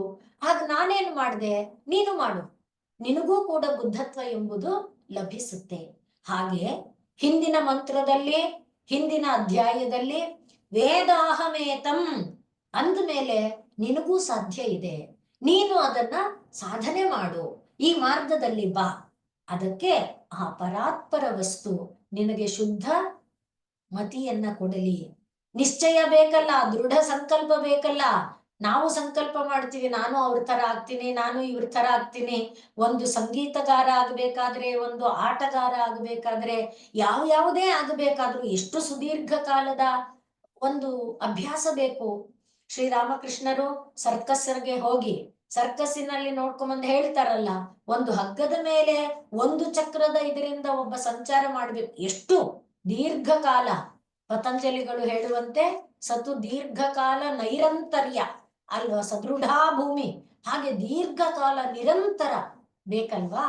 ಆ ರೀತಿಯಾದ ಪ್ರಯತ್ನಕ್ಕೆ ಇದ್ರೆ ಆಗ ಈ ಕಲ್ಮಶಗಳು ದೂರ ಆದ್ರೆ ಆ ಪರಾತ್ಪರ ವಸ್ತುವಿನ ಅನುಭವ ಆಗತ್ತೆ. ಅದಕ್ಕೋಸ್ಕರ ಇಲ್ಲಿ ಆ ಪರಾತ್ಪರ ವಸ್ತುವಿನ ಅನುಭವಕ್ಕೆ ನಮ್ಮ ಬುದ್ಧಿ ನಿಷ್ಕಲ್ಮಶ ಆಗಬೇಕು, ನಮ್ಮ ಬುದ್ಧಿ ಶುದ್ಧ ಆಗಬೇಕು. ಅದಕ್ಕೆ ಪರಮಾತ್ಮನ ಒಂದು ಸಹಕಾರ ಬೇಕು ಅನ್ನುವುದನ್ನ ಈ ಮಂತ್ರ ಹೇಳ್ತಾ ಇದೆ. ಯಹ ಅವರ್ಣ ಏಕಃ, ತನಗೆ ಸ್ವಂತ ಬಣ್ಣ ಇಲ್ಲ, ಅವನು ಒಬ್ಬನೇ. ಯಹ ಏಕಃ ಅವರ್ಣ, ಆದರೆ ಅವನು ಶಕ್ತಿ ಯೋಗಾತ್, ಶಕ್ತಿಯ ಒಂದು ಸಂಪರ್ಕದಿಂದ ಬಹುಧಾ ನಾನಾ ವಿಧವಾಗಿ ಏನಾಗಿದ್ದಾನೆ, ಅನೇಕ ವರ್ಣಗಳನ್ನ, ಅನೇಕಾನ್ ವರ್ಣಾನ್, ತಾನು ಅನೇಕ ವರ್ಣ ರೂಪಗಳನ್ನ ತಡ್ಕೊಂಡಿದ್ದಾನೆ. ಆದರೆ ನಿಹಿತಾರ್ಥ, ಅದಕ್ಕೆ ಯಾವ ಉದ್ದೇಶವೂ ಇಲ್ಲ. ಅವನೇ ಹಾಗೆ ನಾನಾ ವಿಧವಾಗಿ ಇರುವುದನ್ನ ವಿಶ್ವಂ ವಿಚ ಏತಿ, ಅವನೇ ಅದನ್ನ ತನ್ನೊಳಗೆ ಸೇರಿಸಿಕೊಳ್ತಾನೆ. ಅಂತಹ ಸಹ ದೇವ, ಆ ದೇವನು ನಹ ನಮ್ಮನ್ನು ಶುಭಯ ಬುದ್ಧಿಯ, ಉತ್ತಮವಾದ ಕಲ್ಮಶರಹಿತವಾದ ಬುದ್ಧಿಯೊಡನೆ ಸಂಯುನಕ್ತು, ಜೋಡಿಸಲಿ, ಸೇರಿಸಲಿ, ಅಂದ್ರೆ ನಮಗೆ ಸದ್ಬುದ್ಧಿಯನ್ನು ಕೊಡಲಿ, ಸನ್ಮಾರ್ಗವನ್ನು ತೋರಿಸಲಿ. ಸದ್ಬುದ್ಧಿ ಎಂದಾಗ ನಿಷ್ಕಲ್ಮಶವಾದ ಬುದ್ಧಿಯನ್ನ ಕೊಡಲಿ ಎಂಬುದು ಈ ಮಂತ್ರದ ಅರ್ಥ. ಏಕಃ ಯಹ ಅವರ್ಣಃ ಶಕ್ತಿಯೋಗಾತ್ ಅನೇಕಾನ್ ವರ್ಣಾನ್ ಬಹುಧಾ ನಿಹಿತಾರ್ಥಾನ್ ದದಾತಿ, ಅವನು ಅಂತೆ ವಿಶ್ವಂ ವಿಚೈತಿ, ಅವನು ಸಹದೇವ, ಆ ದೇವನು ನಹ ನಮಗೆ ಶುಭಯ ಬುದ್ಧಿಯ ಸಂಯುನಕ್ತು. ಈಗ ಏಕಃ ಅನ್ನುವುದಕ್ಕೆ ಗೀತೆಯಲ್ಲಿ ಕೃಷ್ಣ ಬೇಕಾದಷ್ಟು ದೃಷ್ಟಾಂತವನ್ನ ಹೇಳಿದಾನೆ. ಮತ್ತಃ ಪರತರಂ ನಾಣ್ಯತ್ ಕಿಂಚಿದಸ್ತಿ ಅಂತ ಹೇಳಿದಾನೆ. ಮತ್ತೆ ಯಾವುದು ಪರಾತ್ಪರ ವಸ್ತುವಿನಲ್ಲಿ ಬಣ್ಣ ಇಲ್ಲ, ಆದರೆ ಅವನೇ ಹೇಳುವಾಗ ಪ್ರಪಂಚ ಎಲ್ಲ ತ್ರಿಗುಣಾತ್ಮಕ, ಅಂದ್ರೆ ಒಂದು ಆಹಾರ ಸಾತ್ವಿಕ ರಾಜಸ ತಾಮಸ, ಒಂದು ತಪಸ್ಸು ಸಾತ್ವಿಕ ರಾಜಸ ತಾಮಸ, ಒಂದು ಯಜ್ಞ ಸಾತ್ವಿಕ ರಾಜಸ ತಾಮಸ, ಒಂದು ಬುದ್ಧಿ ಸಾತ್ವಿಕ ರಾಜಸ ಹೀಗೆ ಏನೇನಿದೆ ಎಲ್ಲವೂ ಗುಣಮಯವೇ. ಆದ್ರಿಂದಲೇ ಗುಣಮಯ ಅಲ್ಲದೆ ಇರೋದು, ಗುಣ ಅಂದಾಗ ಬಣ್ಣ, ಅದನ್ನು ಮರಿಬಾರ್ದು. ಬಣ್ಣ ಅಲ್ಲದೆ ಇರೋದು ಯಾವುದೂ ಇಲ್ಲ. ಸೃಷ್ಟಿಕರ್ತನಾದಂತಹ ಬ್ರಹ್ಮನೂ ಬಣ್ಣನೇ. ಆ ಎಲ್ಲ ಬಣ್ಣಗಳಿರೋ ರೂಪ ಆದವನೇ ಯಾರು? ಅವನು ಅವರ್ಣ. ಇದನ್ನ ಗೀತೆಯಲ್ಲಿ ಅವನು ಹೇಳಿದ್ದಾನೆ. ಆದ್ರೆ ವಿವಿಧವಾದ ಬಣ್ಣಗಳಿರುವ ಪಚ್ಚೆ, ಮುತ್ತು, ಕೆಂಪು, ನೀಲ ಇತ್ಯಾದಿ ಅನೇಕ ಮಣಿಗಳು ಎಲ್ಲವನ್ನ ಒಂದರೊಳಗೆ ಪೋಣಿಸಿದ್ರೆ ದಾರ ಮಾತ್ರ ಒಂದೇ, ಆದ್ರೆ ಬಣ್ಣಗಳು ಬೇರೆ. ನಾವು ಮಾಲೆ ಕಟ್ತೇವೆ, ಕನಕಾಂಬರ, ಕಾಕಡ, ಮಲ್ಲಿಗೆ, ಪಚ್ಚಾಂಬ್ರ, ಸೊಪ್ಪು ಅಂದ್ರೆ ಪಚ್ಚೆ ತೆನೆ, ಮರುಗ, ಈ ಎಲ್ಲವನ್ನ ಹದವಾಗಿ ಜೋಡಿಸಿ ಕಟ್ತೇವೆ. ವಿವಿಧ ಬಣ್ಣಗಳು ಇದೆ, ಆದರೆ ಮಾಲೆಯಲ್ಲಿರುವ ದಾರ ಮಾತ್ರ ಒಂದೇ. ಆ ರೀತಿಯಾಗಿ ವಿವಿಧ ಬಣ್ಣಗಳ ರೂಪದಲ್ಲಿ ತಾನೇ ಆಗಿದ್ದೇನೆ ಅನ್ನುವುದನ್ನ ಗೀತಾಚಾರ್ಯ ಕೂಡ ಹೇಳ್ತಾನೆ. ಆದ್ರಿಂದ ಈ ಒಂದು ಪರಮಾತ್ಮನ ಪರಮ ಕೃಪೆ ನಮಗೆ ಏನು ಮಾಡುತ್ತೆ? ಒಳ್ಳೆ ಬುದ್ಧಿನ ಕೊಡುತ್ತೆ. ಇದಕ್ಕೆ ನಮಗೆ ಎಷ್ಟು ದೃಷ್ಟಾಂತ ಬೇಕು? ಭಾಗವತದಲ್ಲಿ ಬೇಕಾದ ದೃಷ್ಟಾಂತ ಬರುತ್ತೆ. ಈಗ ನೋಡಿ, ಕೃಷ್ಣ ಮಥುರೆಗೆ ಬಂದ. ಮಥುರೆಗೆ ಬಂದಾಗ ದಾರಿಯಲ್ಲಿ ಅಗಸ, ಮಾಲಾಕಾರ ಎಲ್ಲರೂ ಸಿಕ್ಕಿದ್ ನಮ್ಗೆ ಗೊತ್ತಿದೆಯಲ್ಲ. ಕುಬ್ಜೆ ಗಂಧವನ್ನ ತಗೊಂಡು ಹೋಗ್ತಾ ಇದ್ಲು. ಏನಮ್ಮ, ಎಲ್ಲಿಗೆ ಹೋಗ್ತಾ ಇದೀಯೆ? ನಾನು ಅರಮನೆಗೆ ಹೋಗ್ತಾ ಇದ್ದೇನೆ, ಅರಮನೆಯಲ್ಲಿ ಈ ಗಂಧ ಸೇವೆಯನ್ನ ಎಷ್ಟೋ ಕಾಲದಿಂದ ಮಾಡ್ತಿದ್ದೀನಿ, ಏನಮ್ಮ ನಮಗೂ ಕೊಡ್ಬೋದಾ? ಓಹೋ ಅಂದ್ಲು. ಅವಳೆ ಮೈಗೆಲ್ಲ ಕಸ್ತೂರಿ ತಿಲಕಂ ಲಲಾಟ ಫಲಕೆ ಅನ್ನುವಂತೆ ಇಡೀ ಮೈಗೆ ಚಂದನವನ್ನ ಲೇಪನ ಮಾಡಿದ್ಲು. ಆನಂದ ಪಟ್ಲು. ಆಯ್ತು, ನಿನಗೆ ಏನ್ ಬರಬೇಕು ಅಂತ ಕೇಳಿದ ಕೃಷ್ಣ. ಗೋಪಿಕಾ ಸ್ತ್ರೀಯರಿಗೆ ನೀನು ಕೊಟ್ಟಿಯಲ್ಲ, ಆ ಒಂದು ಸುಖವನ್ನ ನನಗೂ ಕೊಡು ಅಂತ ಕೇಳಿದ್ಲು. ಆಯ್ತಮ್ಮ ಅಂತ ಹೇಳ್ದ. ಮೊದಲಿಗೆ ಕೃಷ್ಣ ಬಂದ ಕೆಲಸ ಏನಿತ್ತು? ಕಂಸ ಸಂಹಾರ. ಅದಾದ್ಮೇಲೆ ಉಗ್ರಸೇನನನ್ನ ಸೆರೆಯಿಂದ ಬಿಡಿಸೋದು. ಅದಾದ್ಮೇಲೆ ವಸುದೇವ ದೇವಕಿಯರಿಗೆ ತನ್ನ ಒಂದು ಇದರಿಂದ ಅವ್ರಿಗೇನು ಲಾಭ ಆಗ್ಬೇಕಿತ್ತು? ಎಷ್ಟೋ ಜನ್ಮಗಳನ್ನ ತಡ್ಕೊಂಡು ಬಂದಿದ್ದಾರೆ. ಅವರಿಗೆ ಮುಕ್ತಿಯನ್ನ ಕರುಣಿಸಬೇಕು. ಅದಕ್ಕಾಗಿ ಅವನು ಪುನ್ನಾಮನರಕಾತ್ರಾಯತೆ ಪುತ್ರ, ಹಾಗಾಗಿ ಪುತ್ರತ್ವವನ್ನ ಪಡೆದ, ಉಪನಯನ ಮಾಡಿಸ್ಕೊಂಡ, ಗುರುಕುಲಕ್ಕೆ ಹೋದ, ಏನೇನೆಲ್ಲ ಮಾಡಿದ. ಎಲ್ಲ ಮಾಡಿ ಒಂದು ಸೆಟಲ್ ಆದ ಮೇಲೆ ಈಗ ಒಬ್ಬೊಬ್ಬರಿಗೂ ಏನು ಬೇಕಂತ ಕೇಳಿದ್ನಲ್ಲ, ಹಾಗೆ ಕುಬ್ಜೆಯ ಮನೆಗೆ ಬಂದ. ಕುಬ್ಜೆ ಮನೆಗೆ ಬಂದಾಗ ಒಬ್ನೇ ಬಂದಿಲ್ಲ, ಉದ್ಧವನ್ನ ಜೊತೆಲಿ ಕರ್ಕೊಂಡು ಬಂದಿದ್ದಾನೆ. ಕುಬ್ಜೆ ನಾವು ಅವಧೂತ ಗೀತೆಯಲ್ಲಿ ನೋಡಿದಂತೆ ಪಿಂಗಳೆ ತರಹ, ಆದ್ರೆ ಪಿಂಗಳೆಗೆ ಕುಬ್ಜೆಗೆ ವ್ಯತ್ಯಾಸ ಇದೆ, ಸ್ವರೂಪ ಸ್ವಭಾವ ಇತ್ಯಾದಿಗಳಲ್ಲಿ, ಅಂದ್ರೆ ನಡೆನಲ್ಲೂ ಚಿಂತನೆಯಲ್ಲಿ ಎಲ್ಲ ತರಲ್ಲಿ ವ್ಯತ್ಯಾಸ ಇದೆ.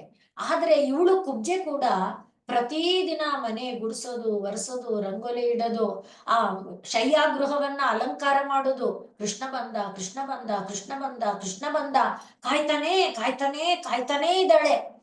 ಅದನ್ನ ನಾವು ನಾರಾಯಣೀಯಮಲ್ಲೂ ನೋಡ್ತೇವೆ. ಬಂದ್ಲು ಹೋದ್ಲು ಬಂದ್ಲು ಹೋದ್ಲು, ಕಾದ್ಲು ಕಾದ್ಲು ಕಾದ್ಲು, ಇವತ್ತು ಕೃಷ್ಣ ಬಂದ್ಬಿಟ್ಟ. ಹಾಗೆ ಕೃಷ್ಣ ಬಂದಾಗ ಅವಳು ಕೇಳಿದ್ದೇನು, ನನಗೆ ನೀನು ಶಯ್ಯಾ ಸುಖವನ್ನ ಕೊಡು ಅಂತ ಕೇಳಿದ್ಲು. ಈ ಮಾತು ಬಂದಾಗ ಭಟ್ಟಾದ್ರಿಪಾದ ವಿವರಿಸ್ತಾರೆ, ಹಾಗೆ ಭಾಗವತದಲ್ಲಿ ಬರುತ್ತೆ. ಅದಕ್ಕೋಸ್ಕರ ಈ ಮಾತು ಶುಭಯ ಬುದ್ಧಿಯ ಸಂಯುನಕ್ತು ಅನ್ನುವಾಗ ಗೋಪಸ್ತ್ರೀಯರಲ್ಲಿ ಈ ಭಾವ ಬಂದಿಲ್ಲ. ತನಗೊಂದು ಸಂತಾನ ಬೇಕು ಅನ್ನುವ ಭಾವ ಯಾವ ಗೋಪಸ್ತ್ರೀಯಲ್ಲೂ ಬಂದಿಲ್ಲ. ಆದ್ರೆ ಕುಬ್ಜೆಯ ಮನದಲ್ಲಿ ಯಾಕೆ ಬಂತು ಅಂದ್ರೆ, ಪರಮಾತ್ಮ ನೀನೇ ಮಾಯೆಗಾರ, ನೀನೇ ಅಂಥ ಬುದ್ಧಿಯನ್ನ ಉಂಟು ಮಾಡಿದವನು, ಅವಳಲ್ಲಿ ಆ ಬುದ್ಧಿಯನ್ನ ಉಂಟು ಮಾಡಿದೆ. ಯಾಕೆ ಆ ಬುದ್ಧಿಯನ್ನ ಉಂಟು ಮಾಡಿದೆ? ಉಪಶ್ಲೋಕ ಅನ್ನುವ ಮಗ ಕುಬ್ಜೆಗೆ. ಆ ಉಪಶ್ಲೋಕ ಎನ್ನುವ ಮಗನ ಮೂಲಕ ನಾರದರು, ನಮಗೆ ಗೊತ್ತಿದೆ, ನಾರದರು ಅಂದ್ರೇನೆ ಪರಮಾತ್ಮನ, ನಾರ ಪರಮಾತ್ಮನ ಜ್ಞಾನ ಅದನ್ನು ಕೊಡುವವರು. ಎಲ್ಲಿ ಹೋದ್ರು ಎಲ್ಲರಿಗೂ, ಅಸುರನಿಗಾಗ್ಲಿ ಸುರನಿಗಾಗ್ಲಿ ಯಾರಿಗಾದ್ರೂ ಅವರೇ ಜ್ಞಾನ ಕೊಟ್ಟವರು. ಹಾಗೆ ಆ ಉಪಶ್ಲೋಕನ ಮೂಲಕ, ನಾರದರ ಮೂಲಕ ಲೋಕದಲ್ಲಿ ಪಾಂಚರಾತ್ರ ಆಗಮ, ಸಾತ್ವತ ಸಂಹಿತ ಅದು ಲೋಕದಲ್ಲಿ ಬೆಳಿಬೇಕು ಅನ್ನುವುದಕ್ಕೆ ಪರಮಾತ್ಮ ಇದನ್ನ ನಿಮಿತ್ತ ಮಾಡಿದ, ಕುಬ್ಜೆಯನ್ನ ನಿಮಿತ್ತ ಮಾಡಿದ. ಹಾಗೆ ಅಂದ್ರೆ ಹೇಳ್ತಾ ಇರೋದು, ಆ ಶುಭವಾದ ಬುದ್ಧಿ ಬರ್ಬೇಕಾದ್ರೂ ಕೂಡ ಯಾಕೆ ಗೋಪಿಕೆಯರ ತರಹ ನಮಗೂ ಮುಕ್ತಿ ಕೊಡು, ನಮಗೂ ನಿನ್ನದೇ ಸಾನ್ನಿಧ್ಯ. ಗೋಪಿಕೆಯರಿಗೇನು ಹೇಳ್ದ, ನೋಡಿಮ್ಮ, ನನ್ನನ್ನ ನೀವು ಆಶ್ರಯಿಸಿದರೆ ಪ್ರಾಪಂಚಿಕ ಸುಖ ನಿಮ್ಗೆ ಸಿಕ್ಕಲ್ಲ, ನಿಮ್ಗದೇನಾದ್ರೂ ಬೈಕೆ ಇದ್ರೆ ನನ್ ಚಿಂತೆ ಬಿಟ್ಬಿಡಿ, ನನ್ನ ಹತ್ರ ಬರ್ಬೇಡಿ ಅಂತ ಕಡ್ಡಿ ತುಂಡು ಮಾಡಿದಂತೆ ಹೇಳ್ದ. ಆದ್ರೆ ಇಲ್ಲಿ ಈ ಬುದ್ಧಿ ಯಾಕೆ ಅಂದಾಗ, ಈ ಲೀಲೆಗಳನ್ನ ನಾವು ಗಮನಿಸಿದರೆ, ಪರಮಾತ್ಮನ ಲೀಲೆಯನ್ನ ನಮಗೆ ಸ್ಪಷ್ಟ ಆಗತ್ತೆ. ಆದ್ರಿಂದಲೇ ನಾವು ಬೇಡ್ಕೋಬೇಕಾಗಿರೋದೇನು, ಎಲ್ಲೋ ಈ ರೀತಿ ಬುದ್ಧಿ ಕೊಟ್ಬಿಡ್ಬೇಡಪ್ಪ. ಈಗ ಕುಂಭಕರ್ಣನ ವಿಷಯ ಬಂದಾಗ, ಕುಂಭಕರ್ಣ ತಪಸ್ಸು ಮಾಡ್ತಿರುವಾಗ ಯಾವ ಉದ್ದೇಶದಿಂದ ತಪಸ್ಸು ಮಾಡ್ತಿದ್ದೀನಿ ಅಂತ ಗೊತ್ತಾಗ್ಬಿಡ್ತು. ಸರಸ್ವತಿಯನ್ನ ಕೇಳ್ಕೊಂಡ್ರು, ಆದ್ರಿಂದ ಅವನೇನ್ ಕೇಳ್ದ, ನಿದ್ರೆ ಬೇಕು ಅಂದ್ಬಿಟ್ಟ. ಅಂದ್ರೆ ಆ ರೀತಿಯಾದ ಪ್ರೇರಣೆಯಲ್ಲಿ ಮೋಹವನ್ನ ಉಂಟು ಮಾಡಿ ಏನೇನೋ ಬೇಡುವಂತೆ ಮಾಡೋದು ಬೇಡ. ಆ ಮೋಹಾಂಧಕೂಪ ಕುಹರೇ ವಿನಿಪಾತಿತರಾಗಿರುವವರನ್ನ ಮೋಹಾಂಧಕೂಪ ಕುಹರದಿಂದ ಮೇಲೆತ್ತುವ, ಅದನ್ನೇ ಹೇಳುವಾಗ ವಾಸನಾ ಸಂಪರಿತ್ಯಾಗೆ. ಈ ವಾಸನೆ ಇದೆಯಲ್ಲ, ರಾಗದ್ವೇಷಾದಿಗಳ ವಾಸನೆ, ನಾನು ನನ್ನದು ಎಂಬ ವಾಸನೆ, ಪಾಪ ಪುಣ್ಯಾದಿಗಳ ವಾಸನೆ, ಈ ಎಲ್ಲ ವಾಸನೆಗಳನ್ನ ಬಿಟ್ಟು ಬಿಟ್ರೆ ಆಗ ಏನು, ಇದು ಒಳಗಡೆ ಇರುವ ಭಾವ ಇದೆಯಲ್ಲ, ಅದು ಶಿಥಿಲತಾಮ್ಯಾತಿ, ತನ್ನಿಂದ ತಾನೇ ನಿಧಾನಕ್ಕೆ ಶಿಥಿಲವಾಗಿಬಿಟ್ಟು ಯಾವ ರೋಗ, ಯಾವ ಒಂದು ಆದಿ ವ್ಯಾಧಿ, ಮಾನಸಿಕ ರೋಗವಾಗ್ಲಿ ಶಾರೀರಿಕ ರೋಗವಾಗ್ಲಿ ನಮ್ಮನ್ನ ಬಾಧಿಸಲ್ಲ ಅಂತ ಒಂದು ಸೂತ್ರವನ್ನ ಹೇಳ್ತಾರೆ. ಇದನ್ನ ಪತಂಜಲಿಗಳ ಯೋಗ ಸೂತ್ರದಲ್ಲಿ ನಾವು ನೋಡ್ತೇವೆ. ಯಾವ್ದದು, ದುಃಖ ದೌರ್ಮನಸ್ಯ ಅಂಗಮೇಜಯತ್ವ ಶ್ವಾಸ ಪ್ರಶ್ವಾಸ, ಇವೆಲ್ಲ ನಮಗೆ ವಿಕ್ಷೇಪ ಸಹ ಭುವ, ಅಂದ್ರೆ ವಿಕ್ಷೇಪ ಎನ್ನುವಂಥ ವೃತ್ತಿ ಇದ್ರೆ, ಪಂಚ ವೃತ್ತಿ ಕ್ಲೇಶವನ್ನ ಉಂಟು ಮಾಡುವಂಥ ವೃತ್ತಿಗಳಿದೆಯಲ್ಲ ಅದರಲ್ಲಿ. ಆದ್ರಿಂದ ದುಃಖ, ಆ ದುಃಖ ಯಾತರಿಂದ ಆಗತ್ತೆ, ವಾಸನೆಯಿಂದ. ಆ ವಾಸನೆ ಅನ್ನೋದನ್ನ ನಾವು ಬಿಟ್ಬಿಟ್ರೆ, ಸಂಘ ಅನ್ನೋದನ್ನ ಬಿಟ್ಬಿಟ್ರೆ ನಿಧಾನವಾಗಿ ಇದು ತಾನೇ ಹೋಗಿ ಬಿಡುತ್ತೆ. ಆ ರೀತಿಯಲ್ಲಿ ಇನ್ನು ಸರಳವಾಗಿ ಇವಳು ಗೋದಾದೇವಿ ಹೇಳಿರುವುದು ವಾಯಿನಾಲ್ ಪಾಡಿ ಮನತ್ತಿನಾಲ್ ಚಿಂದಿಕ್ಕ, ಬಾಯಲ್ಲಿ ಹೇಳಿ ಮನಸ್ಸಿನಲ್ಲಿ ಆ ಪರಮಾತ್ಮನ ಚಿಂತನೆಯನ್ನ ಮಾಡ್ತಾ ಇದ್ರೆ ಪೋಯ ಹಳೆಯ ಪುಹದುಂ ಮುಂದೆ ಬರುವ ಎಲ್ಲ ಪೋಯ ಪಿಳ್ಳೆಯೂ ಪುಹದರುಂ ನಿಂದ್ರನು ಆ ಎಲ್ಲವೂ ಕೂಡ ಅಳಿಸಿ ಹೋಗ್ಬಿಡುತ್ತೆ. ಆ ರೀತಿಯಲ್ಲಿ ಪರಮಾತ್ಮನ ದಯೆಯನ್ನ ಇಲ್ಲಿ ನಾವು ಬೇಡ್ತಾ ಇರೋದು. ಅದನ್ನೇ ಗೀತಾಚಾರ್ಯ ಹೇಳುವಾಗ ತೇಷಾಂ ಸತತಯುಕ್ತಾನಾಂ ಭಜತಾಂ ಪ್ರೀತಿಪೂರ್ವಕಂ ಅಂತ ಹೇಳ್ತಾನೆ, ದದಾಮಿ ಬುದ್ಧಿಯೋಗಂ ತಂ. ಅದಕ್ಕೋಸ್ಕರ ಇಲ್ಲಿ ನಮಗೂ ಕೂಡ ಅಂತ ಬುದ್ಧಿಯೋಗವನ್ನ ಕೊಡಪ್ಪ. ಏನ ಮಾಂ ಉಪಯಾಂತಿ, ಆ ಪರಾತ್ಪರ ವಸ್ತುವನ್ನ ಸೇರುವ ಬುದ್ಧಿ ಬರ್ಬೇಕಾದ್ರೆ ಅದಕ್ಕೆ ಪರಮಾತ್ಮನ ಅನುಗ್ರಹವೇ ಬೇಕು. ಇಲ್ಲ ಅಂದರೆ ಅದನ್ನು ಗೀತಾಚಾರ್ಯನೇ 6ನೇ ಅಧ್ಯಾಯದಲ್ಲಿ ಹೇಳ್ತಾನೆ. ಅದೇನದು? ತತ್ರತೆ ತಂ ಬುದ್ಧಿ ಸಂಯೋಗಂ, ಅಲ್ಲಿ ಆ ಬುದ್ಧಿ ಸಂಯೋಗವನ್ನ ಅವರು ಪಡೀತಾರೆ. ಲಭತೆ ಪೌರ್ವದೇಹಿಕಂ, ಹಿಂದಿನ ಶರೀರದಲ್ಲಿ ಏನ್ ಅಭ್ಯಾಸ ಮಾಡಿರ್ತಾರೆ ಅದೇ ಒಂದು ಸಂಸ್ಕಾರ ಪಡೀತಾರೆ, ಅದು ವ್ಯರ್ಥ ಅಲ್ಲ. ಆದ್ರಿಂದ ನಾವು ಹಿಂದಿನ ಜನ್ಮದಿಂದ ಏನ್ ಮಾಡಿರ್ಬೇಕು? ಇಲ್ಲಿ ಹೇಳಿದಂತೆ ವಾಸನಾ ತ್ಯಾಗವನ್ನ ಮಾಡ್ತಾ ಬರ್ಬೇಕು. ಗಜೇಂದ್ರನಿಗೆ ಹಿಂದಿನ ಜನ್ಮದಲ್ಲಿ ಇಂದ್ರದ್ಯುಮ್ನ ಪಾಂಡ್ಯರಾಜನಾಗಿದ್ದ ಕಾರಣ ಅವನಿಗೇನಿತ್ತು? ಪರಮಾತ್ಮನ ಧ್ಯಾನ, ಪರಮಾತ್ಮನ ಚಿಂತನೆ, ಪರಮಾತ್ಮನ ಸ್ಮರಣೆ, ಪರಮಾತ್ಮ ಪರಮಾತ್ಮ ಪರಮಾತ್ಮ ಎನ್ನುವ ಪೂರ್ಣ ಭಾವ ಇತ್ತು. ಒಂದೇ ಜಾಗದಲ್ಲಿ ನಾನು ಭಕ್ತ ಅನ್ನುವ ಒಂದು ಭಾವ ಬಂದ್ಬಿಡ್ತು. ಆದ್ರೆ ಅದಕ್ಕೋಸ್ಕರನೇ ಕೊನೆಯಲ್ಲಿ ಏನಾಯ್ತು? ನನಗೆ ಇಷ್ಟು ಜನ ಸಖಿಯರಿದ್ದಾರೆ, ನನಗೆ ಇಷ್ಟು ಜನ ಸೇವಕರಿದ್ದಾರೆ, ನನ್ನನ್ನ ಎಲ್ಲರನ್ನ ನಂಬಿದ, ಯಾರು ಏನು ಮಾಡ್ಲಿಲ್ಲ. ಎಲ್ಲರನ್ನ ಕೂಗದ, ಯಾರೂ ಏನು ಮಾಡ್ಲಿಲ್ಲ. ಆಗ ಅವನಿಗೆ ಏನ್ ನೆನಪಾಯ್ತು? ಜಜಾಪ ಪರಮಂಜಪ್ಯಂ ಪೂರ್ವ ಜನ್ಮನಿ ಅನುಶಿಕ್ಷಿತಂ. ಆ ರೀತಿಯಾದ ಒಂದು ಅಭ್ಯಾಸ, ಅದನ್ನೇ ನಾವಿಲ್ಲಿ ಹೇಳಿದಂತೆ ಯಾವುದು ಸತು ದೀರ್ಘಕಾಲ ನೈರಂತರ್ಯ, ಆ ಅಭ್ಯಾಸ ಆದ್ರೂ ಬೇಕಲ್ಲ. ಆ ಅಭ್ಯಾಸಕ್ಕೂ ಏನು ಬೇಕು? ಪರಮಾತ್ಮನ ಪರಮ ಕೃಪೆ ಬೇಕು. ಅದಿದ್ದು ಬಿಟ್ರೆ, ಅದಕ್ಕೋಸ್ಕರನೇ ಕೃಷ್ಣ ಕಾಗತಿ ಕೃಷ್ಣ, ಏನಾಗುತ್ತೆ ಕೃಷ್ಣ? ಅಭ್ಯಾಸ ಮಾಡ್ತಿರುವಾಗಲೇ ಜೀವ ಹೋಗ್ಬಿಟ್ರೆ ಭಯ ಪಡಬೇಡಪ್ಪ ಅರ್ಜುನ, ಏನು ಭಯ ಇಲ್ಲ. ಯಾವರೇ ನಹಿ ಕಲ್ಯಾಣ ಕೃತ ಕಶ್ಚಿತ್ ದುರ್ಗತಿಂ ತಾತ ಗಚ್ಚತಿ, ಯಾವುದೇ ಕಾರಣಕ್ಕೂ ಕೂಡ ಅವನು ದುರ್ಗತಿಯನ್ನ ಹೊಂದೋದಿಲ್ಲ. ಅರ್ಜುನ ಪ್ರತಿಜಾನೀಹಿ ನಮೇ ಭಕ್ತ ಪ್ರಣಶ್ಯತಿ, ಪ್ರತಿಜ್ಞೆ ಮಾಡಿ ಹೇಳ್ತೇನೆ, ನೆನಪಲ್ಲಿ ಇಟ್ಕೋ. ಆ ಎಲ್ಲದ ನೆನಪು ಮಾಡ್ಕೊಳ್ತಾ ನಾವು ಕೇಳೋದೇನು? ಸಹ ದೇವ ಸನೋ ದೇವ ಶುಭಯ ಬುದ್ಧಿಯ ಸಂಯುನಕ್ತು. ಆ ದೇವನು ನಮಗೂ ಕೂಡ ಶುಭವಾದ ಬುದ್ಧಿಯ ಸಂಯೋಗವನ್ನ ಕೊಡಲಿ. ಅದು ಹೇಗೆ? ಈಗ ನಾವು ಹೇಳಿದಂತೆ ಛಾಂದೋಗ್ಯದಲ್ಲೂ ಬರುತ್ತೆ. ಇಶೀಕಾ ತೂಲಾಗ್ನೌ, ಹತ್ತಿಯ ರಾಶಿಯ ಒಳಗಡೆ ಒಂದು ಕಿಡಿ ಅಗ್ನಿ ಬಿದ್ದುಬಿಟ್ರೆ ಅದು ಪ್ರೋತಂ ಪ್ರದೂಯೇತ ಏವಗಂಹಿ. ಅದೇ ರೀತಿಯಲ್ಲಿ ಈ ಎಲ್ಲಾ ರೋಗಗಳು, ಎಲ್ಲಾ ರುಜಿನಗಳು, ಎಲ್ಲಾ ಬಾಧೆಗಳು, ಸರ್ವೇ ಪಾಪದಾಹ, ಪಾಪವನ್ನ ಕೊಡುವಂತ ಎಲ್ಲವೂ ಕೂಡ ಪ್ರದೂಯಂತೆ ನಾಶವಾಗಿ ಹೋಗಿಬಿಡುತ್ತೆ. ಅದನ್ನೇ ಶ್ರೀರಾಮಕೃಷ್ಣರು ಹತ್ತಿಯ ಬೆಟ್ಟಕ್ಕೆ ಬಿದ್ದ ಬೆಂಕಿಯ ಕಿಡಿಯಂತೆ ಎಲ್ಲ ಕಲ್ಮಶಗಳು, ಎಲ್ಲ ಪಾಪಗಳು ಎಲ್ಲ ದೂರ ಆಗೋದಕ್ಕೆ ಇರುವುದು ಪರಮಾತ್ಮನ ಪರಮ ಕೃಪೆ ಎಂಬ ಒಂದು ಸಣ್ಣ ಕಿಡಿ. ಅದನ್ನ ಈ ಮಂತ್ರದಲ್ಲಿ ಪರಮಾತ್ಮನ ಸ್ವರೂಪ ಎಲ್ಲ ಹೇಳಾಯ್ತು, ಇದಾಯ್ತು. ಆದ್ರೆ ಎಷ್ಟು ಹೇಳಿದರೇನು, ಎಷ್ಟು ಕೇಳಿದರೇನು ನಮ್ಮಂಥವ್ರಿಗೆ ಆಗಲ್ವೇ? ಸಾಧನೆ ಮಾಡೋದಕ್ಕೆ ಈಗ ಹೇಳಿದ್ರಲ್ವ, ಪ್ರಯತ್ನಾದ್ಯತಮಾನಸ್ತು ಯೋಗಿ ಸಂಶುದ್ಧ ಕಿಲ್ಬಿಷಃ. ಗೀತೆಯಲ್ಲಿ ಹೇಳ್ತಾನೆ, ಪ್ರಯತ್ನ ಪೂರ್ವಕವಾಗಿ ಅಭ್ಯಾಸ ಮಾಡ್ತಾ ಇದ್ರೆ ಕಿಲ್ಬಿಷ ಹೋಗುತ್ತೆ, ಶುಭಯ ಬುದ್ಧಿಯ ಬರುತ್ತೆ. ಅನೇಕ ಜನ್ಮ ಸಂಸಿದ್ಧ ತಥೋ ಯಾತಿ ಮಾಂ. ಆದ್ರೆ ನಮ್ ಕೈನಲ್ಲಿ ಅಷ್ಟಾಗಲ್ಲ ಅನ್ನುವಾಗ ಅವನೇನ್ ಮಾಡ್ಬೇಕು? ಪರಮಾತ್ಮನನ್ನ ಪ್ರಾರ್ಥನೆ ಮಾಡಿಕೊಳ್ಬೇಕು. ಆ ರೀತಿಯಾಗಿ ಇಲ್ಲಿ ಆ ಪರಮಾತ್ಮನನ್ನ ಸನೋ ದೇವ ಶುಭಯ ಬುದ್ಧಿಯ ಸಂಯುನಕ್ತು ಎಂಬುದಾಗಿ ಪ್ರಾರ್ಥನೆ ಮಾಡ್ತಾ ಇರೋದನ್ನ ನಾವು ನೋಡ್ತೇವೆ.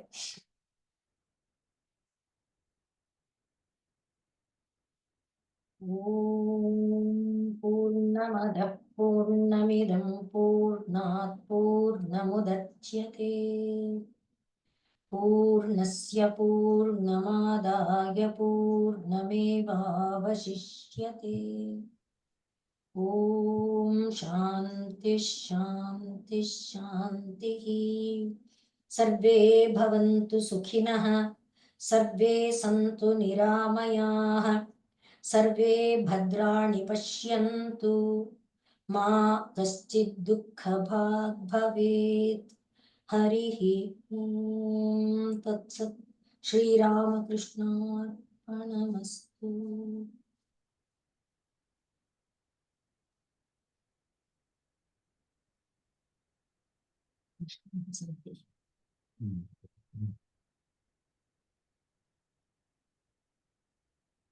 ನಮ್ಮಲ್ಲಿ ಒಂದು ಹಿಂದ್ಲು ಒಂದು ಶ್ಲೋಕದಲ್ಲಿ 20ನೇ ಶ್ಲೋಕದಲ್ಲಿ ಅಕ್ರತುಂ ಅಂತ ಬಂತಲ್ಲ, ಅಂದ್ರೆ ಯಾವ ಸಂಕಲ್ಪರಹಿತನಾದವನು ಅಂತ ಆಯ್ತು. ಅಂದ್ರೆ ಯಾವ ಹೋಗೋದು ಇಲ್ಲಿ ಅದೇ ರೀತಿಯಲ್ಲಿ ಮುಂದೆ ಬಂದಿದ್ದುವೆ ನಿಹಿತಾರ್ಥೋ ನಿಹಿತಾರ್ಥ ನಿಹಿತಾರ್ಥ ಎರಡು ಒಂದೇ ಅರ್ಥದಲ್ಲಿ ಬರ್ತಿದೆ. ಇಲ್ಲೂ ಯಾವ ಸ್ವಾರ್ಥದ ಅಪೇಕ್ಷೆನೂ ಇಲ್ಲ, ಅಲ್ಲೂ ಯಾವ್ದು ಸ್ವಾರ್ಥದ ಅಪೇಕ್ಷೆ ಇಲ್ಲ. ಶ್ಲೋಕ ಯಾವ್ದಂದ್ರಿ ಸರ್? ಹಿಂದದ ಚಾಪ್ಟರ್ ಇದಾಯ್ತಲ್ಲ, ಕೊನೆ ಆಯ್ತಲ್ಲ, 20ನೇ ಶ್ಲೋಕ. ಅಕೃತು ಪ್ರಸಾದ ಧಾತು ಪ್ರಸಾದ ಅಕೃತಂ ಅಂತ ಇಲ್ಲ ಸರ್. ತಮಕ್ರತುಂ ಪಶ್ಯತಿ. ತಮಕ್ರತುಮದಲ್ಲಿ ಅಕೃತಂ ಅಂದ್ರೆ ಯಾವ ಭೋಗ ಸಂಕಲ್ಪನ ಇಲ್ಲದ. ಹೌದು, ಸೇಮ್ ಸರ್. ಅಕೃತ ಮತ್ತು ನಿಹಿತಾರ್ಥಕ್ಕೆ ಸೇಮ್ ಅದೇ ಅರ್ಥ. ಈ ಸೃಷ್ಟಿ ಇವಾಗ ಯಾವುದೋ ಒಂದು ಸ್ವಾರ್ಥ ಆಗಲಿ, ಯಾವುದೋ ಒಂದು ಬೇರೆ ರೀತಿಯಲ್ಲಿ ಒಂದು ಸಂಕಲ್ಪರಹಿತನಾದವನು ಅದರಿಂದ ಹಾಗಾದ್ರೆ ಸೃಷ್ಟಿಯ ಇದೆ ಅದಕ್ಕೆ ಅಂದ್ಬಿಟ್ಟು ಏನು ಪರ್ಪಸ್ ಏನು ಅಂತ. ಮನುಷ್ಯ ಕಷ್ಟ ಕೊಡೋದೇ ಅವನ ಸಂಕಲ್ಪನ ಅಥವಾ ಸಂಕಲ್ಪ ರಹಿತನೇ? ಕಷ್ಟ ಸುಖಗಳು ಬರ್ತಿರೋ ಮನುಷ್ಯರಿಗೆ ಅಥವಾ ಪ್ರಾಣಿಗಳಿಗೆ, ಅವನು ಏನೂ ಇಲ್ಲ. ಹಾಗಾದ್ರೆ ಅವನ ಸೃಷ್ಟಿ ಪರ್ಪಸ್ ಏನು? ಆದ್ರೆ ಇದಕ್ಕೆ ಕಾರಣ ನಾನು ಅನ್ನುವ, ನಾನಲ್ಲದನ್ನ ನಾನು ಅನ್ನೋದು ಹೇಳಿದಾರಲ್ಲ ಸರ್ ಮೊದ್ಲಿಂದ. ಅಲ್ಲ, ಅವನ ದೃಷ್ಟಿಯಿಂದ, ನಮ್ಮ ದೃಷ್ಟಿಯಿಂದ ಅಲ್ಲ. ಅವನ ಲೀಲೆ ಅಂತ ತಿಳ್ಕೋಬಹುದು, ಅವನ ಲೀಲೆ ಮಾಡಿದ್ರೆ ಅದೆಲ್ಲ ಹೇಳ್ಕೋಬಹುದು. ಭಕ್ತರ ದೃಷ್ಟಿಯಿಂದ, ಅವನ ದೃಷ್ಟಿಯಿಂದ ಏನಾಗದ್ರೆ ಸಂಕಲ್ಪ ಏನದು? ಅವನ ದೃಷ್ಟಿಯಿಂದ ಇದು ಯಾವ್ದು ಬೇರೆನೆ ಅಲ್ವಲ್ಲ ಸರ್. ಅಂದ್ರೆ ಅವನಿಗೆ ಎಲ್ಲಾನು ಇದರಲ್ಲಿ ಹೇಳುವಾಗ್ಲೂ ಕೂಡ ಏನು ಸ್ತವರಾಜಗಳಲ್ಲಿ ಹೇಳುವಾಗ ಧರ್ಮ ಅಧರ್ಮ ಎಲ್ಲ ಅವನದೇ ಸ್ವರೂಪ, ದೇವತೆ ಅಸುರ ಎಲ್ಲ ಅವನದೇ ಸ್ವರೂಪ ಅನ್ನುವಾಗ ಅಲ್ಲಿ ಅವನಿಗೆ ಯಾವ ಭೇದ ಅಂತ ಕಾಣಲ್ಲ ನೋಡಿ. ಹಾಗೆ ಸುಖ ದುಃಖದ ಸ್ವರೂಪಗಳಿದ್ರು ಸಹ ಅವನು ಈ ಭೋಕ್ತೃತ್ವ ಕರ್ತೃತ್ವ ಎರಡೂ ಇಲ್ವಲ್ಲ ಅವನಿಗೆ. ಅದೇ, ಆದ್ರೆ ಅವನ ಹಿನ್ನೆಲೆಯಲ್ಲಿ ಏನು ಇಲ್ವಲ್ಲ, ಅಕೃತು ತಾನೆ. ಅದೇ ಇದು ಒಂಥರ ಕಾಂಟ್ರಡಿಕ್ಷನ್ ಆಗಿ ಕಾಣುತ್ತೆ. ಇದ್ರೆ ಏನು ಇಲ್ದ್ರೆ ಏನ್ ಮಾಡ್ತೀವಿ, ಮತ್ತೆ ಸುಮ್ಮನೆ ಸೃಷ್ಟಿ ಮಾಡಿ ಬಿಟ್ಬಿಟ್ಟಾಗ ನೀವೇನು ಮಾಡ್ಕೊಳ್ಳಿ, ಮಳೆ ಬರಂದ್ಬಿಟ್ಟು ನಡೀತಾ ಇದೆಯಲ್ಲ ಪ್ರಪಂಚದಲ್ಲಿ ಎಲ್ಲ ಓಡಾಟಗಳು ಕಿತ್ತಾಟಗಳು. ಸರ್, ಆದ್ರೆ ಇದನ್ನ ನಾವು ಸ್ವಪ್ನ ಅವಸ್ಥೆ ಎಕ್ಸಾಂಪಲ್ ತಗೊಂಡು ನೋಡ್ಬೋದಲ್ವಾ? ಅಲ್ಲಿ ನಮ್ಮ ಮನಸ್ಸೇ ಎಲ್ಲಾನು ಸೃಷ್ಟಿ ಮಾಡಿರತ್ತಲ್ಲ, ಇದೇ ತರಾನೇ ಅಮ್ಮ. ನಮ್ ದೃಷ್ಟಿಯಿಂದಲ್ಲ, ಪರಮಾತ್ಮನ ದೃಷ್ಟಿಯಿಂದ. ಪರಮಾತ್ಮ ದೃಷ್ಟಿಯಿಂದ, ನಮ್ಮ ದೃಷ್ಟಿಯಿಂದ ಕನಸು ಇದೆ, ಎಲ್ಲ ಇದೆ, ಮೂಲ ಅವಸ್ಥೆಗಳು ಇದೆಯಲ್ಲ. ಪರಮಾತ್ಮನ ದೃಷ್ಟಿನಲ್ಲಿ ಏನು ಬೇರೆ ಯಾವ್ದು ಇಲ್ವೇ ಇಲ್ಲ ಅಂತಾನೆ. ಬೇರೆ ಅನ್ನೋದು ಏನು ಇಲ್ವೇ ಇದೆ ಇರೋದ್ರಿಂದ ಅಲ್ಲಿ ಏನೂ ಇಲ್ಲ, ಏನೂ ಇಲ್ಲ. ಅದೇ ಸುಖ ದುಃಖ ನಾಮದ ನಾಮಗಳಲ್ಲೂ ಬರುತ್ತೆ ಸರ್. ಅದೆಲ್ಲ ಅದು ಏನೂ ಇಲ್ಲ, ಅದು ಅಂತ ಸೃಷ್ಟಿನೇ ಇಲ್ಲ ಅಂತ ಹೇಳ್ಬಿಡ್ಬೋದು. ಬೇಕಾದ್ರೆ ಸೃಷ್ಟಿ ಇದೆಯಲ್ಲ ಅವನಿಗೆ, ನಮ್ಮ ಅನುಭವಕ್ಕೆ ಬರ್ತಾ ಇರೋದಷ್ಟೇ ಅಲ್ವ ಸರ್? ಅಂದ್ರೆ ಅವನ ಅನುಭವಕ್ಕಿಲ್ಲ ಅಂದ್ರೆ ಅವನ ಸೃಷ್ಟಿನೇ ಇದೆಯಾ ಅಂದ್ಬಿಟ್ಟಿಲ್ವ? ಅವನ ದೃಷ್ಟಿಯಿಂದ ಏನದು ಸೃಷ್ಟಿ ಇದೆ ತಾನೆ, ಅಂದ್ರೆ ಏನ್ ಪರ್ಪಸ್ ಆಗೋದು? ಸೃಷ್ಟಿ ಇದ್ರೆ, ಸೃಷ್ಟಿ ಇದೆ ಅಂದ ತಕ್ಷಣ ಏನೋ ಪರ್ಪಸ್ ಇಲ್ಲ. ಸುಮ್ನೆ ನಂಗೆ ಏನು ಮಾಡಕ್ ಕೆಲಸ ಇಲ್ಲ ಅದಕ್ಕೋಸ್ಕರ ಮಾಡ್ತೀನಿ ಅಂದ್ಬಿಟ್ಟು ಯಾರು ಹೋಗಲ್ಲ. ಅಂದ್ರೆ ಈಗ ನದಿ ದಡದಲ್ಲಿ ಕೂತು ಕಾಲ ಆಡಿಸ್ತಿರ್ತೀವಲ್ಲ ಸರ್ ನೀರಲ್ಲಿ, ಆ ತರಹ ಉದಾಹರಣೆ ಹೇಳುತ್ತೆ ಶಾಸ್ತ್ರ. ಆ ತರ ಉದಾಹರಣೆ ಹೇಳಿದ್ರೆ ಏನಾಗುತ್ತೆ, ಅವನ ಲೀಲೆ ಅಂತ ಹೋಗುತ್ತೆ ಒಂದು. ಈಸ್ ಎಂಜಾಯಿಂಗ್ ಹಿಸ್ ಓನ್ ಇದನ್ನು. ಇವಾಗ ನದಿ ದಡದಲ್ಲಿ ನೀವು ಹೇಳಿದ ಎಕ್ಸಾಂಪಲ್ ತಗೊಂಡ್ರು ಹಾ. ಅಲ್ಲಿ ಒಂದು ರಿಲ್ಯಾಕ್ಸೇಷನ್ ಅಂತೂ ಅಂದ್ರೆ ಕಾಲಾಡಿಸುವಾಗ ಅವ್ನಿಗೆ ಏನು ಪರ್ಪಸ್ ಇರಲ್ಲ, ಪರ್ಪಸ್ ಸುಮ್ಮನೆ ಇಲ್ಲ, ಬಟ್ ಈಸ್ ಎಂಜಾಯಿಂಗ್ ದಟ್. ಅಲ್ಲಿ ಬರ್ತದೆ ಇವಾಗ ಸುಮ್ಮನೆ ಅಲ್ಲಿ ಕೂತ್ಕೊಂಡು ರಿಲ್ಯಾಕ್ಸಿಂಗ್ ಅಂತ ಹೇಳ್ತಿರಲ್ಲ ಇಂಗ್ಲಿಷ್ ನಲ್ಲಿ, ರಿಲ್ಯಾಕ್ಸಿಂಗ್ ಅಂತ ಹೇಳ್ತಾರೆ. ಬಟ್ ಅವ್ನ್ ಕರ್ತ ಭೋಗ್ತಾ ಎರಡು ಅಲ್ವಲ್ಲ ಸರ್? ಅಲ್ಲೂ ಅಲ್ಲ, ಅದರಿಂದಲೇ ಪ್ರಶ್ನೆ ಬರ್ತಾ ಇರೋದು. ಈ ಸೃಷ್ಟಿ ಅಂದ ತಕ್ಷಣ ಕರ್ತಾಪ ಅನ್ನೋದು, ಕರ್ತ ಆದ್ಮೇಲೆ ಭೋಕ್ತಾನು ಇರಲೇಬೇಕು. ಹೌದು, ಅದು ಎರಡೂ ಇಲ್ಲ ಅಂತ ನಾವು ಹೇಳ್ಕೊಂಡ್ ಬಂದಿರೋದು ಇಲ್ಲಿ. ಎರಡು ಈ ಇಲ್ಲದೆ ಎರಡು ಇದ್ಮೇಲೆ ಪದಗಳು, ಸೃಷ್ಟಿ ಯಾಕೆ ಮಾಡ್ಬೇಕು ಅಂತ. ಈ ಎರಡು ಪದಗಳಲ್ಲಿ ಏನ್ ಬಂತು, ಅಕೃತಂ ಅಂತ ಒಂದ್ ಬಂತು. ಹೌದು ಸರ್. ನೆಕ್ಸ್ಟ್ ಇಲ್ಲಿ ಆಮ್, ಇದು ನಿಹಿತಾರ್ಥ. ನಿಹಿತಾರ್ಥ. ಹೌದು ನಿಹಿತ ಎರಡರೂ ಒಂದೇ ಅರ್ಥ ಅಂತ ಹೌದು ಹೌದು ಸರ್. ಹೌದು. ಅಂದ್ರೆ ಇನ್ನೊಂದು ಹೇಳ್ಬೋದು, we have no right to question this ಅಂತ. ಅವ್ರು ಬಿಟ್ಟು you have no right to question you ask. ಹಾ. ಅದೇ ಮತ್ತೆ ಇದನ್ನೆಲ್ಲ ಬುದ್ಧಿಯಿಂದ ತಿಳಿಯಕ್ಕಾಗಲ್ಲ ಅಂತೆಲ್ಲ ವಿಪರೀತ ಬುದ್ಧಿ ಪ್ರಶ್ನೆ. ಅಲ್ಲ, ಅಥವಾ ಸರ್ ಹಿಂಗೂ ಅನ್ಕೋಬಹುದಾ, ಈಗ ನಾವು ಮನುಷ್ಯನಾದವನು ಎಲ್ಲಾನು ಸ್ವಾರ್ಥದ ಒಂದು ಅಪೇಕ್ಷೆಯಿಂದಾನೇ ಅವ್ನ್ ಮಾಡೋದ್ರಿಂದ ಅದ್ರದ್ದು ಕಾಂಟ್ರಾಡಿಕ್ಟರಿ ಆಗಿ ಅವ್ನ್ ನಿಸ್ವಾರ್ಥದಲ್ಲಿ ಇರೋನು ಅನ್ನೋದಕ್ಕೋಸ್ಕರ ಹಂಗೆ ಹೇಳಿ ತೋರ್ಸತ್ತೇನೋ ಸರ್. ನಿಸ್ವಾರ್ಥದಲ್ಲಿ ಇರಬಹುದು ಅಂತ, ಅದಕ್ಕೋಸ್ಕರ ಅಂತಂದ್ರೆ ಇಲ್ಲಿ ಇದಾನೆ ಅಂತ ಹೇಳ್ತಿಯಲ್ಲ, ಅಕೃತಂ ವಿಷಯ ಭೋಗ ಸಂಕಲ್ಪ ರಹಿತನಾದವನು. ಕರೆಕ್ಟ್, ಬಿಕಾಸ್ ನಮ್ಮ ಆಕ್ಷನ್ಸ್ ಎಲ್ಲ ಸಂಕಲ್ಪದಿಂದಾನೇ ಆಗ್ತಾ ಇರೋದಲ್ವಾ, ನಾವೇನೋ ಒಂದು ಹಾಗೆ ಸೃಷ್ಟಿ ಯಾಕೆ ಮಾಡ್ದ? ಅಂದ್ರೆ ಈ ಬುದ್ಧಿಲಿ ನಮ್ಮಲ್ಲಿ ಆ ಸಂಕಲ್ಪ ಅನ್ನೋದು ಇದೆಯಲ್ಲ, ಅದನ್ನ ತೆಗ್ಸಕ್ಕೋಸ್ಕರ ಶಾಸ್ತ್ರ ಈ ತರ ಅವನನ್ನ ಪಾಯಿಂಟ್ ಮಾಡ್ತಾ ಇದೆಯಾ ಅಂತ ಕೇಳ್ತಾ ಇದೀನಿ ಸರ್. ಅಂದ್ರೆ ಅಮ್ಮ ನೀವೇನ್ ಹೇಳ್ತೀರಾ? ಸೃಷ್ಟಿಗೆ ಹೋದಾಗ ಏನಾಗ್ತದೆ, ಎನಿಥಿಂಗ್ ಇವಾಗ ಈ ಸೈನ್ಸ್ ಅಲ್ಲಾಗ್ಲಿ ಎಲ್ಲಾಗ್ಲಿ ಸೇಮ್ ಪ್ರಶ್ನೆ ಬರುತ್ತೆ. ಬಿಗ್ ಬ್ಯಾಂಗ್ ಇಂದ ಕ್ರಿಯೇಷನ್ ಆಯ್ತು ಅಂತ, ಯಾಕಾಯ್ತು, ಅದಕ್ಕೆ ಮುಂಚೆ ಏನಿತ್ತು, ಯಾವಾಗ ಆಯ್ತು, ಇದೆಲ್ಲ ಪ್ರಶ್ನೆಗಳು ಹೀಗೆ ತಾನೆ ಸೈನ್ಸ್ ಬರೋದು. ಕರೆಕ್ಟ್, ಬಟ್ ಸೈನ್ಸ್ ಯಾವತ್ತು ಅಬ್ಸರ್ವರ್ ನ ಪ್ರಶ್ನೆ ಮಾಡ್ಕೊಳಲ್ಲ ಸರ್, ಅಬ್ಸರ್ವ್ಡ್ನೇ ಪ್ರಶ್ನೆ ಮಾಡ್ತಾ ಇರತ್ತೆ. ಅಲ್ಲಿ ಎವ್ರಿಥಿಂಗ್ ಇಸ್ ಕ್ವಶನ್. ಇವಾಗ what was there before the creation, ಅದು ಕ್ರಿಯೇಷನ್ ಬಿಟ್ಬೋಣ. What I was before I was born ಅಂತ ಪ್ರಶ್ನೆ ಹಾಕೊಂಡ್ರೆ ಅದಕ್ಕೆ ಉತ್ತರ ಇದೆಯಾ? ಅದಕ್ಕೆ if you can answer that question, you can answer all other questions. ನಾನು what I was before I was born, ಬೇರೆಯವ್ರು ಕೇಳೋದಲ್ಲ, ಅದನ್ನ ವಾಟ್ ಯುವರ್ ಅಂತ ಕೇಳೋದಲ್ಲ. ನಾನೇ ಹಾಕೊಂಡ್ರೆ I have no answer. Because ಯಾಕೆ ಆನ್ಸರ್ ಇಲ್ಲ ಅಂದ್ರೆ, ನಾನು ಎಲ್ಲಾ ಆನ್ಸರ್ ನನ್ನ ಅಂತಃಕರಣದ ಮೂಲಕನೇ ಹುಡ್ಕಕ್ಕೆ ಪ್ರಯತ್ನ ಮಾಡ್ತೀನಿ. ಬಿಫೋರ್ ಐ ವಾಸ್ ಬಾರ್ನ್ ಅಂದಾಗ ನಂಗೆ ಅಂತಃಕರಣ ಈ ಅನುಭವನೇ ಇರಲ್ವಲ್ಲ ಸರ್, ಏನ್ ಉತ್ತರ ಕೊಡಕ್ಕಾಗತ್ತೆ? Were you there before your born ಅಂತ ಹಂಗ್ ಹೊಡ್ತಾ ಹೋದಾಗ ಐ ಆಮ್ ಆಲ್ವೇಸ್ ದೇರ್ ಅನ್ನೋದೇ ಬರುತ್ತೆ. We will never say that I was what your there ಅಂತ what your we are asking for that. Correct. ಮನುಷ್ಯರಾಗಿದ್ರು, ಮತ್ತೊಂದಾಗಿದ್ರು, ಏನಾಗಿದ್ರು, ಇದೇ ರೂಪದಲ್ಲಿದ್ವು, ಬೇರೆ ರೂಪದಲ್ಲಿದ್ರು, ಯಾವ ಲೋಕದಲ್ಲಿದ್ವು, ಇದೆಲ್ಲ ಬಂದ್ಬಿಡುತ್ತಲ್ಲ. ಸ್ವಲ್ಪ ತಲೆ ಬಿಸಿ ಮಾಡ್ಕೊಳ್ಳೋದು ಇದಕ್ಕೆ ಬ್ರಹ್ಮದ ವಿಚಾರ ಆಗ್ಲಿ, ಸೃಷ್ಟಿ ವಿಚಾರಕ್ಕೆ ಹೋದಾಗ ಎಷ್ಟೊತ್ತು ಏನ್ ಬೇಕಾದ್ರೂ ಪ್ರಶ್ನೆಗಳು ಮಾಡ್ಬೋದು, ಏನ್ ಬೇಕಾದ್ರೂ ಅಂದ್ರೆ ಮೇಡಮ್ ಲೇಟ್ ಟೈಮ್ ಆಯ್ತು, ಅದರಿಂದ ನಿಲ್ಲಿಸ್ಕೊಂಡೆ ಈಗ. ಇವತ್ತು ನಿಲ್ಲಿಸ್ಬಿಟ್ಟೆ, ಮುಂದಕ್ಕೆ ಏನಾಗಲ್ಲ ನೋಡೋಣ ಅಷ್ಟೇ. ಹಲೋ ಮೇಡಮ್, ಅಲ್ಲಿ ಇದು ಪ್ರಶ್ನೆಗಳು ನಂಗೆ ಬಂದ್ಬಿಡುತ್ತೆ. ಇದು ಏನೋ ಗೊತ್ತಿಲ್ಲ, ಅದು ಒಂದೊಂದು ಬೆಳಗ್ಗೆ ಬಂದು ಸಾಯಂಕಾಲ ತನಕ ಪಾಯಿಂಟ್ ವರೆಗೆ ಹೋಗುತ್ತೆ, ಅಲ್ಲಿ ನಿಂತು ಹೋಗುತ್ತಲ್ಲ, ಉತ್ತರ ಸಿಗೋದಿಲ್ಲ. ಅದಕ್ಕೆ ಈಗ ಕ್ವಶನ್ಸ್ಗೆ ಇವಾಗ ಬ್ರಹ್ಮ, ಇವಾಗ ಸೃಷ್ಟಿ, ಇವನ್ ಬ್ರಹ್ಮನ್ ವಿಚಾರ ಮಾತಾಡಕ್ ಹೋದ್ರೆ ಎಲ್ಲಿ ತಕ್ಷಣ ನಿಂತೋಗ್ಬಿಡುತ್ತೆ. ಯೋಚನೆ ಮಾಡಿದಾಗ ಪ್ರಶ್ನೆಗಳು ಬಂದೇ ಬರುತ್ತೆ, ಬರುತ್ತೆ. Logical approach to a certain extent ಅಷ್ಟೇ ಆಗುತ್ತೆ. ಇದೇ ಬರದಲ್ಲೇ ಇದ್ರೆ ರಾತ್ರಿ 12 ಗಂಟೆ ಈ ತರ ಡಿಸ್ಕಷನ್ ಶುರು ಮಾಡೋದು. 2 ಗಂಟೆ ತನಕ ಹೋಗ್ತಾರೆ. Next day morning class miss ಮಾಡ್ಕೊಳ್ತಿದ್ದು, ಅಷ್ಟೇ ಅದ್ರ ಪ್ರಯೋಜನ. ಆಯ್ತು ಮೇಡಮ್, ನಾಳೆ ನೋಡೋದು. ನಮಸ್ತೆ ಅಮ್ಮ. ನಮಸ್ತೆ ಅಮ್ಮ. ನಮಸ್ಕಾರ. ನಮಸ್ತೆ. ನಮಸ್ತೆ. ನಮಸ್ತೆ ಮೇಡಮ್. ನಮಸ್ತೆ ಅಮ್ಮ.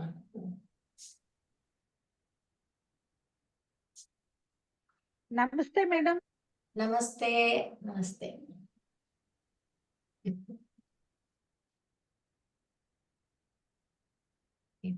ಹೇಳ್ತಾರೆ.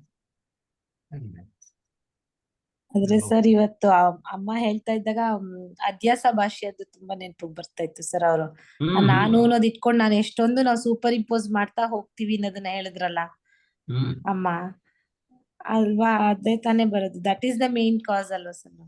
ಆದರೆ ಇನ್ನೊಂದು ವಿಷಯ, ನಮ್ಮ ದೃಷ್ಟಿಯಿಂದ ಏನ್ ನೋಡ್ತೀವಿ ಫ್ರಮ್ ಅವರ್ ಆಂಗಲ್, ಹಾ. Seeing from the point of view Brahman, hmm. you cannot logically formulate any question from the Brahman point of view. ಹೌದು. Because we don't know what is Brahman and the intention. What is Brahman ಅಂತ ಪ್ರಶ್ನೆ ಹಾಕೊಂಡ್ರೆ ನಮ್ಗೆ answer ಇಲ್ಲ ಅದು. ಹೌದು sir. ಈಗ ನಾವು ಒಂದು ಯಾವ ಒಬ್ಬ ವ್ಯಕ್ತಿ ಸೃಷ್ಟಿಕರ್ತ ಈಗ ಅಂದ್ಕೊಳ್ತಾನೆ ಪ್ರಶ್ನೆಗಳು ಬರೋದು. ಸೃಷ್ಟಿಕರ್ತ ಅಂದ ತಕ್ಷಣ ಸೃಷ್ಟಿಗೆ ಏನು ವಾಟ್ ಇಸ್ ಆಬ್ಜೆಕ್ಟಿವ್, ಅದಕ್ಕೆ ಏನು ಸಂಕಲ್ಪ ವಿಕಲ್ಪಗಳಿದೆಯೋ ಏನೂ ಇಲ್ಲ ಅಂತ ಹೇಳಿದ್ಮೇಲೆ ಕರೆಕ್ಟ್. ಹೇಗಾಯ್ತು? ಹೌದು. ಅದಕ್ಕೆ ಬೇಸಿಸ್ ಏನು? ನಾವು ಅಂದ್ಕೊಂಡಿದ್ದು ಸೃಷ್ಟಿಕರ್ತ ಇದ್ದಾನೆ ಅಂದ್ಬಿಟ್ಟು ಕರೆಕ್ಟ್. ಅಲ್ಲೇ ಮಿಸ್ಟೇಕ್ ಮಾಡ್ತಾ ಇರೋದು ಫಸ್ಟ್. ಹೌದು, ಯಾಕೆಂದ್ರೆ ನಾವ್ ಎಲ್ಲದಕ್ಕೂನು ಒಂದು ಕಾರ್ಯಕಾರಣ ಭಾವ ತರ್ತಾ ಹೋಗ್ತೀವಿ ಅಲ್ವಾ ಸರ್? ಫೈನಲಿ ಬ್ರಹ್ಮದ ಆತ್ಮ ಸ್ವರೂಪದಲ್ಲಿ ಕಾರ್ಯಕಾರಣ ಭಾವನೆ ಇಲ್ಲ ತಾನೆ, ಅದ್ರದ್ದು ದಾಟ್ಕೊಂಡು ಇರೋ ಸ್ಥಿತಿ ಅಂತ ಶ್ರುತಿಗಳು ಹೇಳುತ್ತೆ. ಭಾಷೆನಲ್ಲಿ ಹೇಳಬೇಕಾದ್ರೆ ಒಂದು ಬರ್ತಿದ್ ಪ್ರಶ್ನೆಗಳಲ್ಲಿ ಇಲ್ಲೇ ಅಲ್ಲೇ ಪದಗಳಿಗೆ ಅರ್ಥ ಓದುದಲ್ಲ. ಇದನ್ನ ಉಪನಿಷತ್ನಂದ್ರೆ ಅರ್ಥ ಹೇಳಿದ್ ನಾವು ಅದನ್ನ ಓದಿದ್ದು. ಆ 2 ಶ್ಲೋಕಗಳು ಕ್ಲಿಯರ್ ಆಗಿ ಬರ್ತಿದೆ ಅದು. ಹೌದು. ಅವ್ನಿಗೆ ಯಾವ್ದು ಸ್ವಾರ್ಥ ಇಲ್ಲ ಅಂದ್ಬಿಟ್ಟು. ಕರೆಕ್ಟ್. ಹಾಗಾದ್ರೆ ಯಾರಿಗೋಸ್ಕರ ಮಾಡೋ ಸೃಷ್ಟಿನ? ಅವನ ಸ್ವಾರ್ಥ ಇಲ್ದಲೇ ಇರ್ಬೋದು, ಏನ್ ಪರ್ಪಸ್ ಇಲ್ದಲೇ ಇರ್ಬೋದು. ಅದು ಫಂಡಮೆಂಟಲ್ ಆಗಿ ಆ question, if you start asking question, what is the purpose of this life for me ಅಂತ ಹಾಕೊಳ್ಬೇಕಲ್ಲ. ಕರೆಕ್ಟ್. ಬೇರೆ ಬೇಡ, ಬ್ರಹ್ಮಾನ ಬೇಡ, ಮತ್ತೊಬ್ರು ಬೇಡ. ವಾಟ್ ಫಾರ್ ಐ ಆಮ್, ಅದನ್ನ ಇನ್ನು ಸ್ವಲ್ಪ you project it backwards, what I was before I was born. ಅದು ನಾನು ಯಾವಾಗ್ಲೂ ಆ ಪ್ರಶ್ನೆ ಹಾಕೊಂಡು ಹೋಗ್ತೀನಿ ಸರ್. ತುಂಬಾ ಆನ್ಸರ್ ಸಿಗತ್ತ ಅಂದ್ರೆ mind has to become quiet, then only you will ಇದು. ಬಿಕಾಸ್ ಮನಸ್ಸು ಇಲ್ದರೆ ಲಾಜಿಕಲಿ ಬುದ್ಧಿ ಒಂದಲ್ಲ ಒಂದು ಹೇಳ್ತಾನೆ ಹೋಗುತ್ತೆ ಸರ್. ಒಂದಕ್ಕೊಂದು ಲಿಂಕ್ ಮಾಡ್ಕೊಂಡು ಕೊನೆಗೆ ಏನಾದ್ರು ಇದಕ್ಕದು ಅದಕ್ಕೆ ಕೊನೆಗೆ ಅದು you cannot come out of that also. Yes, ಅದು ಕ್ವಯಟ್ ಅಂದ್ರೆ ಅದು ಶಮನ ಆಗೋ ತನಕ necessary. At the same time, it is a necessary thing. It is. Yes, correct. One should discuss, discriminate. Correct, sir. ಹೌದು.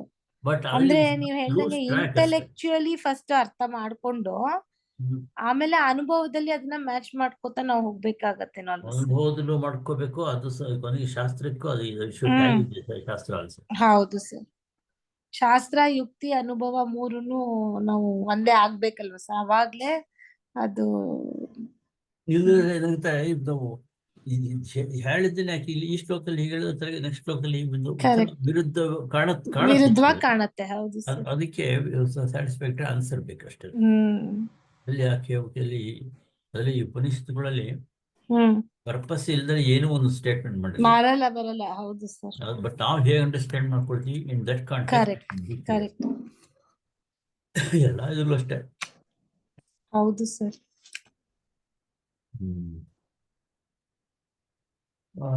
ಚೆನ್ನಾಗಿತ್ತು. ಆಯ್ತು ಸರ್. Thank you sir. ಇದಕ್ಕೆ ಹೋಗ್ಬಿಟ್ಟಿದ್ದಾರೆ ನಮ್ಮ ಇವರು ಐತಾಳು ಅವರು. ಋಷಿಕೇಶ್ ಹೊರಟೋಗಿದಾರಾ? ಇನ್ನೂ ಹೋಗಿಲ್ಲ. ಇದಕ್ಕೆ ಹೋಗಿ ಬೇರೆ ಮಟ್ಟ ಹೋಗಿದ್ದಾರೆ.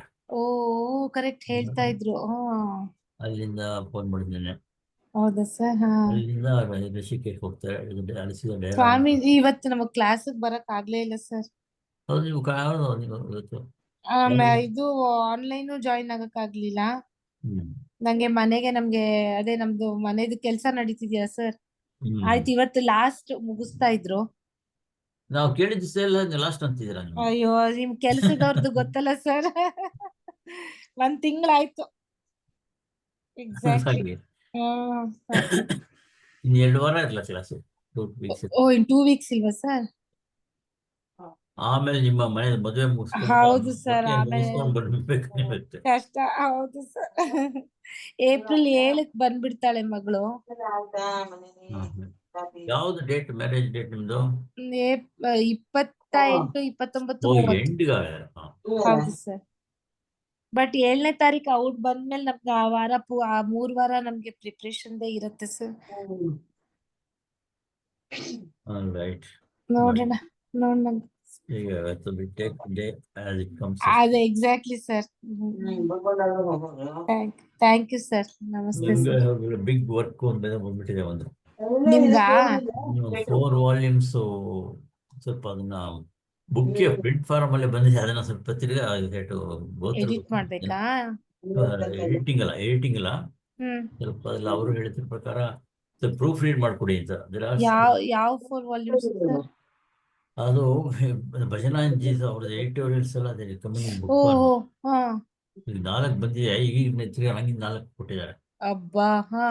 ನಂಗೆ ಅದು ಓದ್ಬೇಕಾದ್ರೆ ತುಂಬಾ ಸ್ಮಾಲ್ ಲೆಟರ್ಸ್ ಇದೆ, ಕಣ್ಣು ಸ್ಟ್ರೈನ್ ಆಗತ್ತಲ್ವಾ ಸರ್ ಕಣ್ಣು ಪಾಪ? ಸ್ಟ್ರೈನ್ ಆಗುತ್ತೆ ಅಂದ್ರೆ ಆ ವಿಷಯಗಳು ವಿತೌಟ್ ಅಂಡರ್ಸ್ಟ್ಯಾಂಡಿಂಗ್ ದಿ ಸಬ್ಜೆಕ್ಟ್ ಸ್ವಲ್ಪ ಎಡಿಟ್ ಮಾಡೋದು ಕಷ್ಟ ಆಗುತ್ತೆ. ಹೌದು sir. Whole day reading continuous ಆಗಿ ಓಹೋ ಮಧ್ಯದಲ್ಲಿ ಸ್ವಲ್ಪ ರೆಸ್ಟ್ ತಗೊಂಡಷ್ಟು ಈಗ ತಿರ್ಗಿ ಕಂಟಿನ್ಯೂ ಮಾಡ್ಬೇಕು. ಪಾಪ ತುಂಬಾ ಸ್ಟ್ರೈನ್ ಅಲ್ಲಿ ಮಾಡ್ಕೋಬೇಡಿ ಸರ್. ಅನೇಕ ಆಕಾಶದ ಬಗ್ಗೆ ಮಾತಾಡ್ತಾರೆ, ಚಿತ್ತಾಕಾಶ, ಚಿದಾಕಾಶ, ಓ ಚಿಕ್ಕ ಅನೇಕ ಧಾರಾಕಾಶ ಎಲ್ಲ ಇದಲ್ವಾ ಸರ್? ಇವಾಗ ಘಟಾಕಾಶ ಮಾತಾಡ್ತಿಲ್ಲ ಅಲ್ಲಿ ದಹರಾಕಾಶ ಅಲ್ವಾ? ದಹರಾಕಾಶ ಅದು ಇದೆ. ದಹರಾಕಾಶದಲ್ಲಿ ಅದೊಂದು ಅದಕ್ಕೆ ಬೇರೆ ತರ ಇಂಟರ್ಪ್ರಿಟೇಷನ್ ಇದೆ. ಹೌದಾ ಸರ್? ಚಿತ್ತಾಕಾಶ, ಚಿದಾಕಾಶ, ದಹರಾಕಾಶ, ಇನ್ನೇನೋ ಒಂದಿದೆಯೇನೋ ಮಹಾಕಾಶ, ಮಹಾಕಾಶ, ಸೂಕ್ಷ್ಮಾಕಾಶ ಅಂತ ಬೇರೆ ಡಿಫೈನ್ ಮಾಡ್ತಾರೆ. ಓಹೋ ಹೋ ಈ ಹೌದು ಯೋಗ ಸರ್. ಕಂಬೈನ್ ಮಾಡ್ತಾರೆ, ಯೋಗ ಕಾನ್ಸೆಪ್ಟ್ಸ್ ಇಲ್ಲಿ ಸರಿ ಅವರಿಗೆ ಹ್ಮ್ ಎಲ್ಲ ಇದಾಗ್ಬಿಡ್ತದೆ. ಅರ್ಥ ಮಾಡ್ಕೊಂಡು ಒಂದು ಇಟ್ಕೊಂಡು ಕರೆಕ್ಟ್ ಅರ್ಥ ಮಾಡ್ಕೊಂಡು ಟ್ರೈ ಮಾಡಬಾರ್ದು. ಸಿಂಪ್ಲಿ ಬಟ್ ತುಂಬಾ ಇಂಟ್ರೆಸ್ಟಿಂಗ್ ಇದೆ. ಅದೇ ಇಂಟ್ರೆಸ್ಟಿಂಗ್ ಆಗಿರುತ್ತೆ ಖಂಡಿತ ಸರ್. ಬಟ್ ಅವ್ರ ಸ್ಮಾಲ್ ಲೆಟರ್ಸ್ ಕಷ್ಟ. ಪಾಪ ಕಣ್ಣು ಸ್ಟ್ರೈನ್ ಆಗತ್ತೆ. ಹುಷಾರು ಸರ್. ಏನ್ ಮಾಡೋದು ಮಾಡೋಕ್ ಹೇಳ್ತಾ ಇರೋದು. ಆಯ್ತಾ ಒಂದ್ ವೀರ ಮಹಾರಾಜ್ಗೆ ಅವ್ರದ್ದು ಇನ್ನೂ ಕಣ್ಣು ಶಾರ್ಪ್ ಆಗಿರುತ್ತೆ. ಹೌದು ಹಾಕಲ್ವಲ್ಲ ಅವ್ರು. ಹೌದು. ಆಯ್ತು. ಪರ್ಸನ್ ಅವ್ರು ಚೆನ್ನಾಗಿರಾ? ಹ್ಞೂ ಸರ್, ಎಲ್ಲ ಆರಾಮಾಗಿದೆ ಸರ್. ಆರಾಮಾಗಿದ್ದೀವಿ. ಅದೇ ತುಂಬಾ ಟಯರ್ಡ್ ಆಗ್ಬಿಟ್ಟಿದೀವಿ ಅಷ್ಟೇ ಇಬ್ರು. ಯಾಕಂದ್ರೆ ಲಾಸ್ಟ್ 3 ದಿನದಿಂದ ತುಂಬಾ ಕೆಲ್ಸ ಆಗ್ಬಿಡ್ತು ಸರ್ ಮನೇಲಿ. ಅದು ವರ್ಕರ್ಸ್ ಎಲ್ಲ ಒಟ್ಟಿಗೆ ಬಂದ್ಬಿಟ್ಟಿದ್ರು. ಪ್ಲಂಬರು, ಎಲೆಕ್ಟ್ರಿಷಿಯನ್, ಪೇಂಟರ್ ಅಂದ್ಕೊಂಡ್ ಮನೆ ಬರ್ತಿ ಕೆಲಸದವ್ರದೇ ಆಗೋಯ್ತು ಸರ್. ತುಂಬಾ ಸ್ಟ್ರೈನ್ ಆಗೋಯ್ತು ನಮ್ಗೆ. ಮನೇಲಿ ಆರ್ಡರ್ ಮಾಡ್ತೀರಾ? ಇಲ್ಲ ಸರ್, ನಿಮಗ್ ಗೊತ್ತಲ್ಲ, ಒಂದ್ ಕೆಲ್ಸ ಮಾಡಕ್ ಹೋದ್ರೆ ಏನೋ ಒಂದು ಬರತ್ತಲ್ಲ, ಪಾಪಪ್ ಆಗತ್ತೆ. ಯಾವ್ದೋ ಎಲೆಕ್ಟ್ರಿಕಲ್ ಇದ್ರದೊಂದಷ್ಟೇನೋ ಪ್ರಾಬ್ಲಮ್ ಇತ್ತು, ಅದನ್ನ ರಿಪೇರ್ ಅನ್ಕೊಂಡ್ವಿ. ಇನ್ನೇನೋ ಪ್ಲಂಬಿಂಗ್ ಏನೋ ಒಂದ್ ನಲ್ಲಿ ಚೇಂಜ್ ಅನ್ಕೊಂಡು ಅದ್ ಇನ್ನೇನೋ ಆಯ್ತು. ಸೊ ಹೀಗೆ ಸರ್. ಇಂಡಿಪೆಂಡೆಂಟ್ ಹೌಸ್ ಅಂದ್ರೆ ಇದೆಲ್ಲ ತಲೆನೋವುಗಳು ಜಾಸ್ತಿ ಸರ್. ಇಂಡಿಪೆಂಡೆಂಟ್ ಹೌಸ್ಗೂ ಬಾಡಿಗೆ ಮನೆಗೂ ನಚ್ಚೂರು ಸ್ವಾಮಿ ತುಂಬಾ ಚೆನ್ನಾಗಿದೆ. ಒಂದ್ ದಿವಸಲ್ಲಿ ನಮ್ಮ ಸ್ವಾರ್ಥ ಹೇಗೆ ಬರ್ತಕ್ಕೆ ಅಂದ್ರೆ, ಬಾಡಿಗೆ ಮನೆ ಆದ್ರೆ ಒಂಥರ ಟ್ರೀಟ್ ಮಾಡ್ತೀವಿ ನಾವು, ಕರೆಕ್ಟ್. ಇದು ಹೋದ್ರೆ ಏನೋ. ಆದ್ರೆ ನಮ್ಮ ಮನೆ ಆದ್ರೆ ಒಂದ್ ಕಡೆ ಒಂದ್ ಚೂರು ವಾಲ್ ನಲ್ಲಿ ಒಂದು ಬ್ಲಾಕ್ ಮಾರ್ಕ್ ಬಂದ್ರೆ ಇಮಿಡಿಯೇಟ್ಲಿ ಅಟೆಂಡ್ ಮಾಡ್ಬೇಕು. ಕರೆಕ್ಟ್. ಅವ್ರು ಬಹಳ ಚೆನ್ನಾಗಿ ಇದಾಗ್ತಾರೆ ನೋಡಿ. ಸ್ವಾರ್ಥ ನಮ್ಮದು ಅನ್ನೋದು ಬಂದ ತಕ್ಷಣ ಹೇಗಿರುತ್ತೆ ಅಂದ್ಬಿಟ್ಟು ಹೇಗೆ ಹೇಳುತ್ತೆ. ಕರೆಕ್ಟ್ ಸರ್, ನಿಜ. ಈ ದೇಹನು ನಾವ್ ಹಂಗೆ ಇದು ನಂದಲ್ಲ ಅಂತ ಇದ್ರೆ ಅದ್ ಏನ್ ಬಂದ್ರು ಅದಕ್ ಬಿಡ್ತೀವಿ. ಹೇಳ್ತೀವಿ ಅಷ್ಟೇ, ಓದ್ಬೋದು ಥಿಯರಿದಲ್ಲಿ, but practice is different. Opposite ಮಾಡ್ತಿರ್ತೀವಿ ಪ್ರಾಕ್ಟೀಸ್. ಮಾಯ ಅನ್ನೋದಲ್ಲೇ ಇರೋದು, ಮಾಯಾ ಶಕ್ತಿ. ಹೌದು ಸರ್. ಆಲ್ರೈಟ್ ಬಾಬಾ, ರೆಸ್ಟ್ ತಗೊಳ್ಳಿ, ಚೆನ್ನಾಗಿ. ಆಯ್ತು sir. Health also take care of health. Important. ಹ್ಞೂ sir, thank you sir.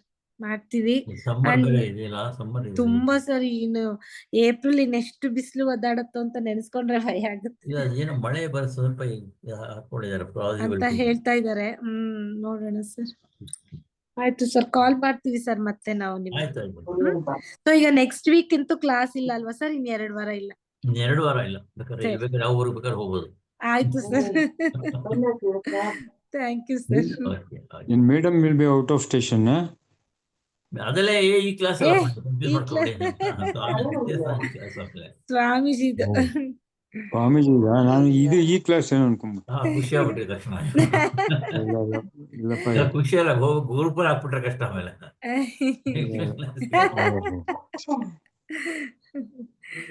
Okay sir. ಇವತ್ತು ಕ್ಲಾಸ್ ಆಯ್ತು. ಹಾಕಿ ನೋಡಿ, ಮರ್ತೇ ಬಿಟ್ಟು ಕ್ಲಾಸ್ ಹಾಕಿ ಇವತ್ತು ಸಾಯಂಕಾಲ ಹಾಕಿ. ಹೌದು ನೋಡ್ದೆ ಸರ್, ಹೌದು. ದಯವಿಟ್ಟು ಗೊತ್ತು. ನಮಸ್ತೆ ಸರ್, ನಮಸ್ತೆ. Good night. ಹಾ, ನಮಸ್ತೆ ಮಂಜು ಅವರೇ. ನಮಸ್ತೆ. ಆಯ್ತು, ನಮಸ್ಕಾರ ಅಮ್ಮ. ನಮಸ್ಕಾರ. ನಮಸ್ತೆ. ಏನ್ ಮಂಜುನಾಥ್? ಇಲ್ಲ ಹೇಳ್ಬೇಕು ಸರ್. ಹ್ಮ್ ಬಿಸಿ ಆಗ್ಬಿಟ್ಟಿದ್ದೀರಾ ನೀವು? ಹೇಳಿದ್ನಲ್ಲ, ಒಂದು 2-3 Group reading. ಬುಕ್ಸ್ ಸ್ವಲ್ಪ ಇದೆ, ಓ ಕರೆಕ್ಷನ್ ಕೊಟ್ಟಿದ್ದಾರೆ. ಅದು ತುಂಬಾ ಓ. ರೀಡಿಂಗ್ ಕಷ್ಟ ಇದೆ, ಸಣ್ಣ ಅಕ್ಷರ, ಸಬ್ಜೆಕ್ಟ್ ಸ್ಟಫ್. ಓ ಬೆಳಗ್ಗಿಂದನೇ ಓದ್ತಾ ಆಗುತ್ತೆ. ಊಟ ಮಾಡಿದ್ರ ಇವಾಗ? ಊಟ ಬೆಳಗ್ಗೆ ಮಾಡಿಲ್ಲ, ಈಗ ಮಾಡಿದೆ. ಓ ನೋಡಿ, ಬೆಳಗ್ಗೆ ಊಟ ಸ್ಕಿಪ್ ಆಗೋಯ್ತು. ನೋಡಿ, ಓದ್ಬಿಟ್ಟೆ ಏಕಾದಶಿ ಹೊಟ್ಟೆ ತುಂಬ. ನಿನ್ನೆ ಮೊನ್ನೆ ಐತಲ್ಲ, ಹಾ. ನಂಗೆ ಯಾವ್ಯಾವ ಏಕಾದಶಿ ಆಗುತ್ತೆ. ಇವತ್ತು ಚತುರ್ದಶಿ ಸೀಸೆ ಏಕಾದಶಿ ಆಗಿದೆ ಇವತ್ತು. ಓ ಹ್ಮ್. ಇದು ತೊಂದರೆ ಆಗುತ್ತೆ ಅಂದ್ಬಿಟ್ಟು ಈ ಸಾಯಂಕಾಲ ಒಂದ್ ಸ್ವಲ್ಪ ಊಟ ಮಾಡ್ಬಿಟ್ಟಿವಿ. ಓ ಒಳ್ಳೇದಾಯ್ತು. ಹ್ಮ್ ಆಮೇಲೆ ಮತ್ತೆ ಆರಾಮ?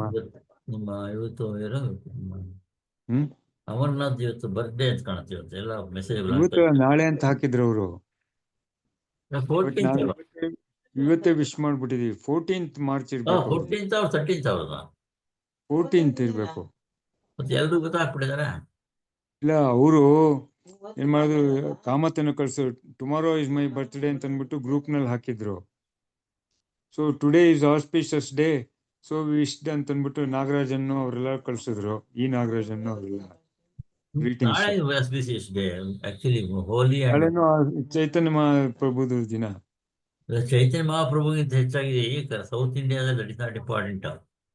ಹಾ ಇದು ಹೋಲಿ. ಹಾ ಹೋಲಿ.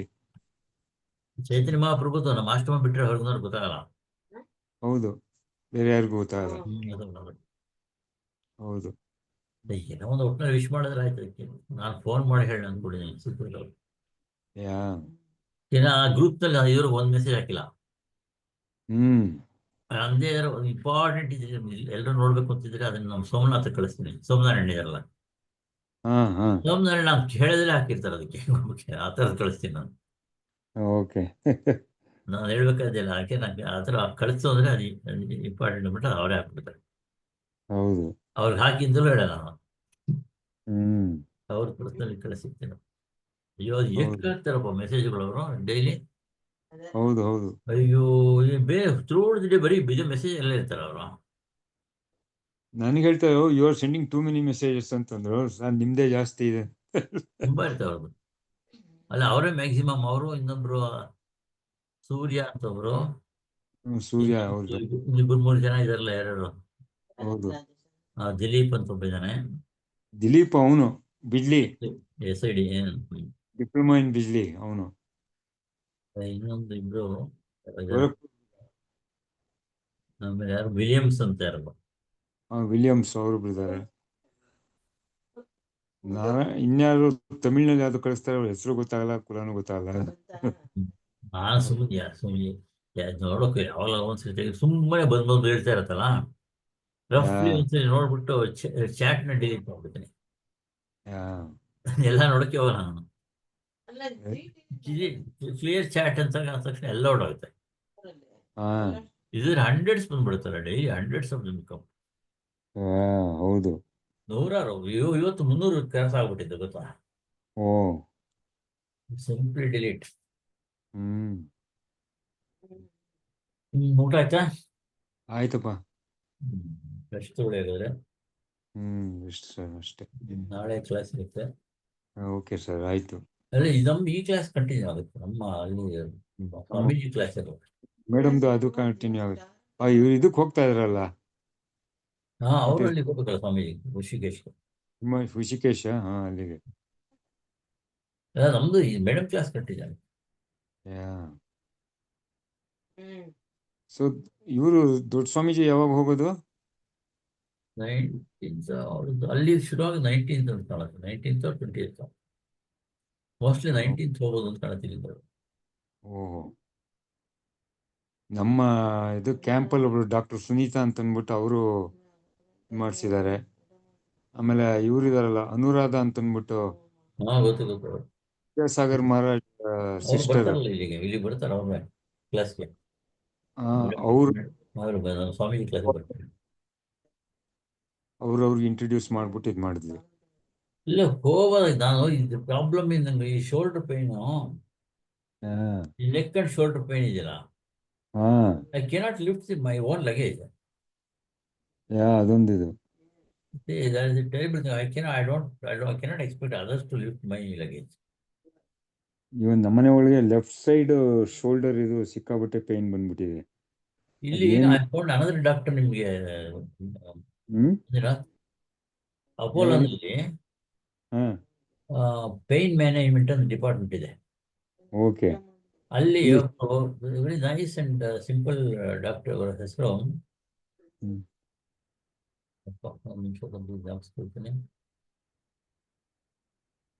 ಮುರಳೀಧರ್. ಡಾಕ್ಟರ್ ಮುರಳೀಧರ್ ಹೆಸರು, ಅವ್ರ ಊರ ಹೆಸರು ಹೇಳ್ತದೆ.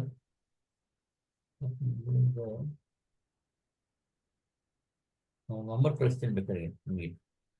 ಅವ್ರು ವಾರ ದಿವಸ ಮಾತ್ರ ವಿಸಿಟ್ ಮಾಡ್ತಾರೆ.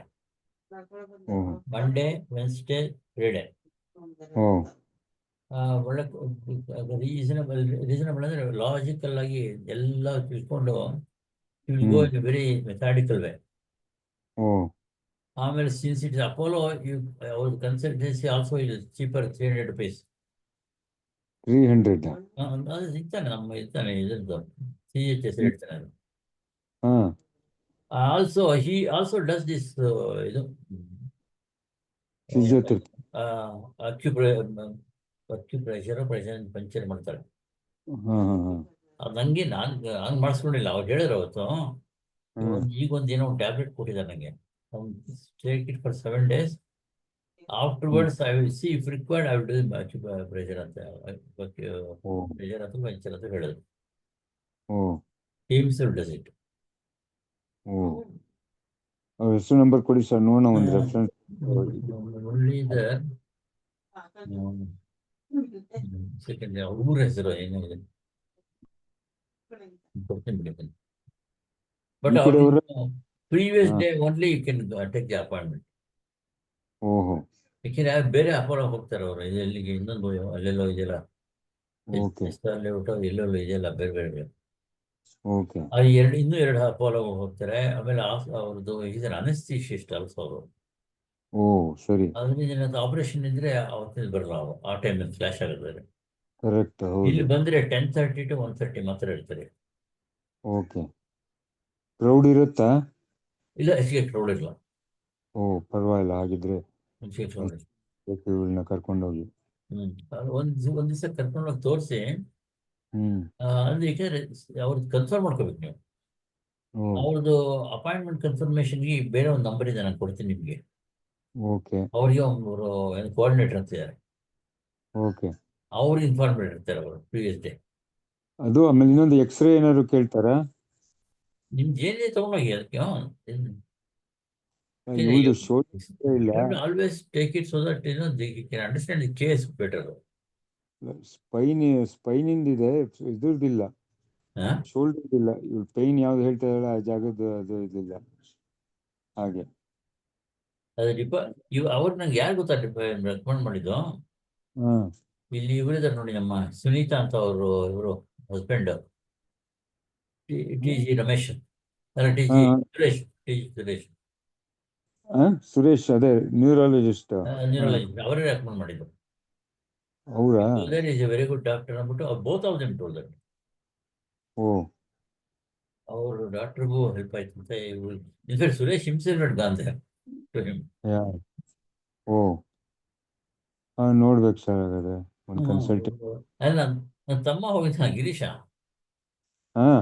ಒಂದು 4 ವರ್ಷದಲ್ಲಿ ತುಂಬಾ ಕಾಲು ನೋವು ಬಂದ್ಬಿಡ್ತು. 4-5 ವರ್ಷದಿಂದ ಮ್ಯಾನೇಜ್ ಮಾಡೋಕ್ಕಾಗ್ತಿಲ್ಲ. ಕೊನೆಗೆ ಅವರೇ ಸಿಸ್ಟಮ್ಯಾಟಿಕ್ ಆಗಿ ಈ ಥರ ಇಷ್ಟು ಕಂಪಲ್ಸರಿಲಿ ಒಂದು 2-3 ತಿಂಗಳು full rest for the leg course ಮಾಡೋದು. ಇದೆಲ್ಲಿ prepared only it will go away ಅಂತ ಹೇಳಿದ ಥರನೇ ಮಾಡ್ಕೊಂಡ್ಬಂದು. ಅದ್ರ ಮುಂಚೆ ಟ್ಯಾಬ್ಲೆಟ್ ಕೊಟ್ಟರು, ಹೋಯ್ತು. ಆಮೇಲೆ ನಾವು ಈ ತಿರ್ಕಾವಡೆ ವಾಕ್ ಮಾಡ್ತಾನೆ ಈಗ.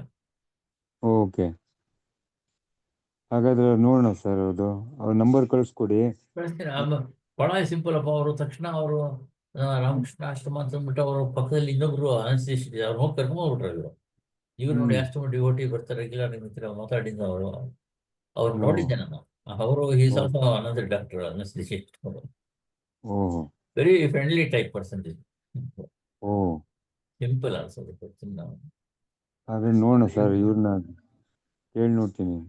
ಮುರಳಿ ಅಂತನಾ ಅವರು? ಮುರಳೀಧರ್ ಸೆಕೆಂಡ್ ನೇಮ್ ನೋಡಿ, ಪರವಾಗಿಲ್ಲ, ನೀವು ಕಳಿಸ್ಕೊಟ್ರೆ. ಕಳಿಸ್ತೀನಿ ಬಿಡಿ, ನಂಬರ್ ಕಳಿಸಿ. ಪೇನ್ ಮ್ಯಾನೇಜ್ಮೆಂಟ್ ಕ್ಲಿನಿಕ್ಕಾ? ಹಾ, ಪೇನ್ ಮ್ಯಾನೇಜ್ಮೆಂಟ್ ಕ್ಲಿನಿಕ್ ಅಂತನಾ ಅವ್ರದ್ದು? ಅಪೋಲೋದಲ್ಲಿ ಮ್ಯಾನೇಜ್ಮೆಂಟ್ ಡಿಪಾರ್ಟ್ಮೆಂಟ್ ಅಂತ. Pain management department. ಓಕೆ, ಆಯ್ತು ಸರ್, ಇದು ಮಾಡೋಣ. He has different methods of approaching the problem. Okay. ನನಗೆ ಹೋದ್ ಬಂದಾಗಲಿಂದ ಹಂಗೆ ಪೇನ್ ಬಂದಿಲ್ಲ. ಓ, ಬಟ್ ಏನಂದ್ರೆ ಅವ್ರು ಕೊಟ್ಟರು ಒಂದು ಟ್ಯಾಬ್ಲೆಟ್ ಕೊಟ್ಟಿದ್ದಾರೆ. ಟ್ಯಾಬ್ಲೆಟ್ ತಗೊಂಡು ಅಷ್ಟೇ ಮಾರ್ನಿಂಗ್ ಬಂದಿರುತ್ತೆ. ನಾನು ಟ್ಯಾಬ್ಲೆಟ್ ರಾತ್ರಿ ತಗೋಬೇಕು, ಇವತ್ತು ತಗೋಬೇಕು, 7 days ತಗೊಳಕ್ ಹೇಳಿದ್ದಾರೆ. ಓಕೆ. ತಗೊಂಡು ಇವರು ರಾತ್ರಿ ತಗೊಂಡ್ರೆ ಬೆಳಗ್ಗೆ ಪೇನ್ ಬಂದಿರುತ್ತೆ, ಆಮೇಲೆ ಹೋಗುತ್ತೆ. ಓಕೆ. ಯಾವ್ದು, ಯಾವ ಮಾತ್ರೆ ಅದು? ಅದು ಇಂಗ್ಲಿಷ್ ಟ್ಯಾಬ್ಲೆಟ್ ಅಲ್ಲ ಅದು. ಆಸ್ ಐ ಸಿ ಇಟ್, ಒಂದು ಮೆಗ್ನೀಷಿಯಂ ಇದೆ ಇದರಲ್ಲಿ. ಓಕೆ. ಕೊನೆಗೆ ಆ ಟ್ಯಾಬ್ಲೆಟ್ ಹೆಸರಿಗೆ ಸೆಕೆಂಡ್ ವೇದ ಅಂತ ಬರುತ್ತೆ. ವೇದ ಅಂತನಾ? ವೇದ ಅಂದ್ಬಿಟ್ಟು. ಓಹೋ. ಅದು ಸಿಕ್ಬೇಕು, ಅದನ್ನ ಹುಡುಕಿ ತರ್ಕೊಳ್ಳೋದು ತುಂಬಾ ಕಷ್ಟ ಆಯ್ತು. ಓ, ಎಲ್ಲಿ ಸಿಗ್ತದೆ ನಿಮ್ಗೆ? ನನಗೆ ಗಿರೀಶ್ ಎಲ್ಲೋ ಇಲ್ಲಿ ಏನೋ ಇಲ್ಲಪ್ಪ, ಅಮೆಝಾನ್ ಅಲ್ಲೆಲ್ಲ ಸೆಟ್ ಮಾಡಿ. ಆಯುರ್ವೇದ ಅಲ್ಲ? ಅದು ಆಯುರ್ವೇದ ಕಾಣುತ್ತದು. ಮತ್ತೆ ವೇದ ಅಂತ ಹೊರಟಿರೋದ್ರಿಂದ. ಬಟ್ ಕಾಂಪೋಸಿಷನ್ ಮೆಗ್ನೀಷಿಯಂ ಹಾಕ್ತೀನಿ, ಮೆಗ್ನೀಷಿಯಂ ಪ್ಲಸ್ ಸಮಥಿಂಗ್ ಇನ್ನೊಂದು. ಓಕೆ. ನಮ್ಗೆ ಬೇರೆ ಯಾವ ಸ್ಟೋರ್ಸ್ ಅಲ್ಲಿ ಸಿಗಲ್ಲ. ಓ, ಅವರೇ ಹೇಳಿದ್ರು ಇದನ್ನ ತಗೊಂಡಿ ಅಂತ ಹೇಳಿದ್ರು. ಅಮೆಝಾನ್ ಅಲ್ಲಿ? ಅಮೆಝಾನ್ ತಗೊಂಡು. ಎಷ್ಟಾಯ್ತು ಸರ್ ಅದು ಮಾತ್ರೆ? ಅದು 60 ಟ್ಯಾಬ್ಲೆಟ್ಸ್ಗೆ ಎಷ್ಟಾಯ್ತು? 599 ಏನದು. ಅದನ್ನ ಅವನು ಗಿರೀಶ ಅವನೇ ಪೇ ಮಾಡ್ಬಿಟ್ಟು ಕಳಿಸ್ಬಿಟ್ಟಿದ್ದಾನೆ, ಇಲ್ಲಿ ಕಳಿಸ್ಬಿಟ್ಟ. ಕ್ವೈಟ್ ರೀಸನಬಲ್ ಬಿಡಿ. ಈಗ ಆಯುರ್ವೇದಿಕ್ ಎಲ್ಲ ಬಾಯಿ ಬಂದಿದ್ದೆಲ್ಲೇ ಇದೆ. ಬಟ್ ನಾನು ಇವಾಗ 60 ಟ್ಯಾಬ್ಲೆಟ್ ನನಗೆ 7 days ಮಾತ್ರ ತಗೊಳ್ಳಿ ಅಂತ ಹೇಳಿದ್ದಾರೆ. ಮಿಕ್ಕಿದ್ದು ಏನ್ ಮಾಡೋಣ ನಾವು? ಟೈಮ್ ಇದ್ರೆ ಇಟ್ಕೊಳ್ಳಿ. ಅದು ಕಡಿಮೆ ಸಿಗೋದಿಲ್ಲ ನಿಮ್ಗೆ ಒಂದು ಬಾಟ್ಲಲ್ಲಿ ಎಷ್ಟು 60 capsule. Loose they don't give, loose ಕೊಡಲ್ಲ ಇಲ್ಲ. 60 ಕ್ಯಾಪ್ಸೂಲ್ಸ್ ಅದು. ಕ್ಲಿಯರ್ ಹಾಕಿ ಏನೇನು ಗೊತ್ತಾ? That is for muscle strengthening, nerve strengthening, ಆಮೇಲೆ ಗುಡ್ ಹೆಲ್ತ್ ಅಂತೆಲ್ಲ ಹಾಕ್ಯ. Okay okay, ಒಳ್ಳೇದೇನು. ಒಳ್ಳೇದು ಸರ್, ನೋಡಿ ಅದು ನಂಬರ್ ಕಳಿಸ್ಕೊಡಿ. ಶ್ವೇತಾ ದೇಸಾಯಿಗೆ ಹೇಳ್ಬಿಟ್ಟು ಇದು ಮಾಡಿ. ಇವಳ್ದು ಫ್ರಾಕ್ಚರ್ಡ್ ಲೆಗ್ಗು ಪ್ಲಸ್ ಈಗ ಶೋಲ್ಡರ್ ಪೈನ್ ಸಿಕ್ಕಾಪಟ್ಟೆ ಚಳ್ಕೊಂತಾಳೆ. ಏನೋ ಊದ್ದಾಗಿದೆ ಅಂತಾಳೆ. ಏನ್ ಮಾಡ್ದೋ ಗೊತ್ತಾಗ್ತಾ ಇಲ್ಲ ನಂಗೂನು. ಆಕ್ಚುಲಿ ನಾನು I went without doctor's prescription. ಓ, ಅಲ್ಲೇನಿಲ್ಲ, ನಿಮ್ದು ಇದಿರುತ್ತಲ್ಲ ಯಾವುದು? ಮೆಡಿಕಲ್ ಕಾರ್ಡ್, ಅದು ತಗೊಂಡ್ರೆ ಅದ್ರ ಮೇಲೆ ಏನೇನು ಇದು ಅಂತ ಹೇಳಿದ್ರೆ ಇದನ್ನ ರೇಟ್. ಅಲ್ಲಿ ರಿಸೆಪ್ಷನ್ ಕೌಂಟರ್ ನಲ್ಲಿ ಇದಾರಲ್ಲ ಇವರು, ನ್ಯೂರಾಲಜಿನಲ್ಲೆಲ್ಲಾನು ದೇ ಸ್ಟಾರ್ಟೆಡ್ ಇನ್ಸಿಸ್ಟಿಂಗ್ ರೆಫರಲ್ ಎಲ್ಲ ಕೆಳಗೆ ಶುರು ಮಾಡಿದ್ರು. ಮೊದಲು ನಾನು ಹೋಗಿದ್ದಲ್ಲ, ಮೊದಲು ನಾನು ಒಂದ್ಸರಿ ಹೋಗಿದ್ದೆ. I am coming regularly, this is next visit ಅಂತ ಹೇಳಿದ್ರು. This the orthopedic has asked me to referred him to him ಅಂತ. ಅದು ಇದು ತಗೊಂಡೋಗ್ಬೇಕು ನೀವು, ಪೆನ್ಷನ್ ಕಾರ್ಡ್ ತಗೊಂಡೋಗ್ಬೇಕು. ಓಕೆ, ಜಿರಾಕ್ಸ್ ತಗೊಳ್ಳಿ ಸರ್ ಅದನ್ನೇ. ಓಕೆ, ಅದು ತಗೊಳ್ಳಿ, ಅದೆಲ್ಲ ಮಾಡೋಣ. ಅದನ್ನ ಕೇಳ್ಬಿಟ್ಟು ಒಂದ್ಸತಿ ಇದು ಮಾಡ್ಬೇಕು. ಪ್ರಿಸ್ಕ್ರಿಪ್ಷನ್ ತಗೊಳ್ಳಿ, ಹಾಗೆ ಹೋಗಿ 2-3 ಸಲ ಹೋಗ್ಬೇಕು ಅದಕ್ಕೆ. Okay. And more over you are not going to claim this ಅಷ್ಟೇ.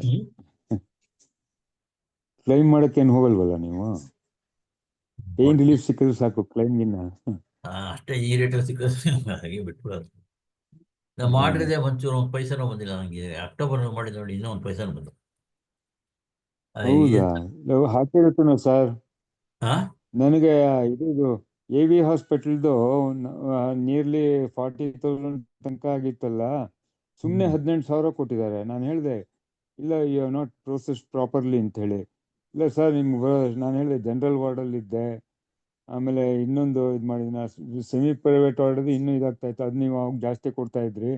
ಆಮೇಲೆ MRI ಆಗಿದೆ, ಆಮೇಲೆ ಆ್ಯಸಿಡ್ ಬ್ಲಡ್ ಆ್ಯಸಿಡ್ಸ್ ಎಲ್ಲ ಔಟ್ಸೈಡ್ ಮಾಡಿತ್ತು. ಆಮೇಲೆ ಅಪೋಲೋದಲ್ಲಿ ಒಂದು ಟೆಸ್ಟ್ ಮಾಡಿಸಿದ್ವಿ, ಇದೆಲ್ಲ ಇದೆ ನೋಡಿ, ಸ್ಕ್ಯಾನಿಂಗ್ ಎಲ್ಲ ಇದೆ ಅಂತಂದೆ. ಇಲ್ಲ ಸರ್ ಎಲ್ಲ ಇದು ಮಾಡಿ ಚೆಕ್ ಮಾಡಿದ್ದೀವಿ, ಇಷ್ಟೇ ನಿಮಗೆ ಬರೋದು ಅಂತ ಅಂದ್ಬಿಟ್ಟು 15,000 ಕೊಟ್ಟು. ನನಗೆ ಆಕ್ಚುಲಿ 3 MRI ಇದೆಯಪ್ಪ ಅದು. ಹ್ಮ್ ಈಚ್ ಒನ್ 2,000 2,500 ಅದೇ 7,500 ಆಗುತ್ತೆ ನೋಡಿ. ಹ್ಮ್ ಅದು ಪ್ಲಸ್ ಬೇರೆ ಬೇರೆ ಟೆಸ್ಟ್ಗಳೆಲ್ಲ ಇತ್ತು. ನಿಮ್ಮ ಅಕೌಂಟ್ ಒಂದ್ಸರಿ ಚೆಕ್ ಮಾಡಿ ನೋಡಿ ಸರ್. ಅದು ಏನು ಬಂದಿಲ್ಲ ಅಂಜಲಿಂದ ಯಾವುದು. ಹೌದಾ? ಹ್ಞೂ. ಅಲ್ಲಿ ಇವ್ರಿಗೆ ಫೋನ್ ಮಾಡಿ ನೀವು ಅಷ್ಟೇ, ಅಕೌಂಟ್ಸ್ಗೆ. ಯಾರು ನಂಬರ್ ಇದೆ ನಿಮ್ಮ ಹತ್ರ? ಸಮ್ ನಂಬರ್ ಈಸ್ ದೇರ್, ನಾನು ಇದು ಮಾಡ್ತೀನಿ ಬಿಡಿ. ನಾಳೆ ಕಳಿಸಿ. ಅವತ್ತು ನಾನು ಹೇಳಿದೆ ಇವ್ರಿಗೆ, ಅಮರನಾಡ್ನಿಗೆ, ಹ್ಮ್ ನನಗೆ ನಾನು ಫೋನ್ ಮಾಡಿ ಕೇಳ್ತೀನಿ ನಿಮ್ಮದು ಕೊಡಿ ಅಂತ. ನಾನು ಕೊಡೋದು ಮರ್ತೇ ಬಿಟ್ಟೆ. ಹ್ಮ್ ಯಾವುದು ಪೆನ್ಷನ್ ನಂಬರ್ ಇದೆಯಲ್ಲ 925. R925.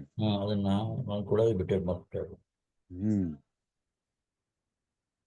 ಅದೇನೆ, ಏನಿದಿಲ್ಲ ಸರ್, ತುಂಬಾ ಕೇರ್ಲೆಸ್ ಆಗಿ ಏನೋ ಮಾಡ್ತಾರೆ ಅವರು ಅಷ್ಟೇ. ಕೇರ್ಲೆಸ್ ಒಂದು ನೋಡಿ. ಅಕ್ಟೋಬರ್ನಲ್ಲಿ ನಾವು ನಿಮ್ಮ ಜೊತೆಲೇ ಬಂದಿದ್ದಲ್ಲ, ಹೋಗಿದ್ದಲ್ಲ, ಡ್ರಾಪ್ ಮಾಡೋದಲ್ಲ ಅವತ್ತು. ಆಮೇಲೆ ರಮೇಶ್ ಬಂದಿದ್ದ ನೋಡಿ ಇವತ್ತು. ಹ್ಮ್ ನಾನು ಒಂದು Correct. ಕಾಪಿ ಇಟ್ಕೋಬೇಕಾಯ್ತು, ನಾನು ತಿಳ್ಕೊಂಡಿಲ್ಲ. ನೀವು ಫೋಟೋ ತಗೊಂಡ್ರಲ್ವಾ? ತಗೊಂಡ ಲೇ.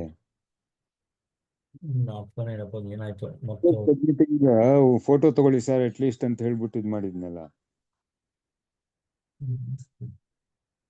ಹೌದು, ರಮೇಶ್ ಜೊತೆಲಿ ಬಂದು I think you might have taken the photos. October ಒಂದು ನಿಮ್ಮ ಇದ್ರಲ್ಲಿ ನೋಡಿ.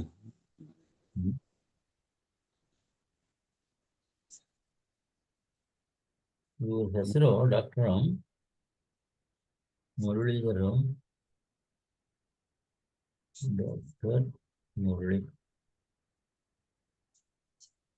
ಸೋಮವಾರ, ಬುಧವಾರ, ಶುಕ್ರವಾರನಾ? ಡಾಕ್ಟರ್ ಮುರಳೀಧರ್ ತೊಂಡೆಬಾವಿ ಅಂತ. ತೊಂಡೆಬಾವಿ. ಡಾಕ್ಟರ್ ಮುರಳೀಧರ್ ತೊಂಡೆಬಾವಿ. ಚಿಕ್ಕಬಳ್ಳಾಪುರ ಈ ಕಡೆ, ಇಲ್ಲಿ ಗೋರಿಬಿದ್ನೂರು ಕಡೆ ಬರುತ್ತಲ್ಲ ತೊಂಡೆಬಾವಿ ಸ್ಟೇಷನ್. ಇಲ್ಲಿ ನಮಗಿಲ್ಲ, ಅಪೋಲೋ ಹಾಸ್ಪಿಟಲ್ ಅಷ್ಟೇ. ಈಗ ಅದೇ. ಬರ್ಕೊಂಬಿಡಿ, ನಂಬರ್ ಹೇಳ್ತೀನಿ. ಹೌದಾ? ಪೆನ್ ಇದಿಲ್ಲ? ಹಾ, ಪೆನ್ ಇದೆಯಾ? ಅದು ಮೊಬೈಲ್ಗೆ ಹಾಕೋ ಒಂದು ಸ್ವಲ್ಪ ನಂಬರ್. ಅದೇ ಮೊಬೈಲ್ ನೋಟ್ ಮಾಡ್ಕೊಂಬಿಡಿ, ಹೇಳ್ತೀನಿ. ಒಂದು ನಿಮಿಷ ಸರ್, ಮನೆ ಒಳ್ಳೆದಕ್ಕೆ ಹೇಳ್ತೀನಿ. ಹೇಳಿ ಸರ್. ಅವ್ರ ಹೆಸರು ಡಾಕ್ಟರ್ ಮುರಳೀಧರ್ ತೊಂಡೆಬಾವಿ. ಮುರಳೀಧರ್ ತೊಂಡೆಬಾವಿ. ಅಪೋಲೋ ಇದು ಜಯನಗರ್. ಅಪೋಲೋ ಜಯನಗರನಾ? ಓಕೆ. ನೀವು ಇನ್ನೆಲ್ಲ ಅಲ್ಲಿ ತಿಳ್ಕೊಂಡ್ರ?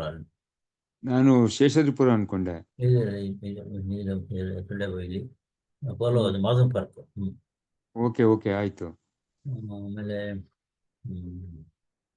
ಅದೇ ಡಾಕ್ಟರ್ ಮುರಳೀಧರ್ ತೊಂಡೆಬಾವಿ ಅಂತ ಹೇಳಿದ್ರೆ ನೀವು ಅಲ್ಲಿ ಕೌಂಟ್ರಲ್ಲಿ ಕೇಳಿದ್ರೆ ಫಿಫ್ತ್ ಫ್ಲೋರ್ ಕಳಿಸ್ತಾರೆ ಅಂತ ಕಾಣುತ್ತೆ ನಿಮ್ಗೆ. Okay okay. ಕೇಳ್ಕೊಳ್ಳಿ, ಕರೆಕ್ಟ್ ಆಗಿದೆ ಅಷ್ಟೇ. ಈಗ ಒಂದೊಂದು ದಿವಸ ಒಂದ್ ಕಡೆ ಇದ್ರು ಇರ್ಬೋದು, ನಮ್ಗೆ ಗೊತ್ತಿಲ್ಲ. ಓಕೆ. ನಂಬರು 96 86 11 55 31. ಹೇಳಿ ಒಂದ್ಸಲಿ. ಕೊಡು ಒಂದು ನಿಮಿಷ. 96 86 11 5531. Okay sir. ಮುರಳೀಧರ್ ತೊಂಡೆಬಾವಿ. ನೀವು ಅವ್ರಿಗೆ ಹಿಂದ್ಲು ದಿವಸ ಅವತ್ತಲ್ಲಿ ಯಾವುದು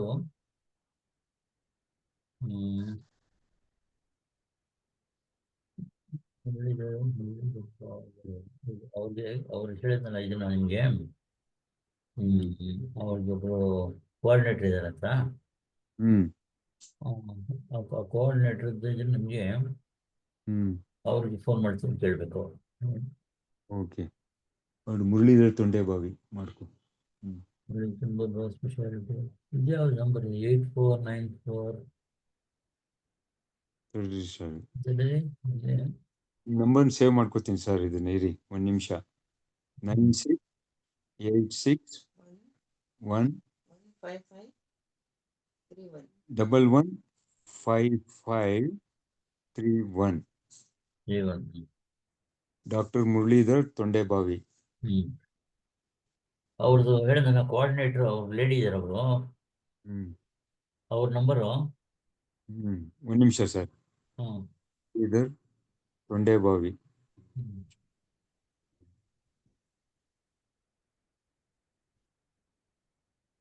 ತೊಂಡೆಬಾವಿ, ಇದು Apollo hospital, Jayanagar. Apollo Vijayanagara ಅಂತ ಹಾಕ್ಬಿಡಿ. ಅಪೋಲೋ ಜಯನಗರ್.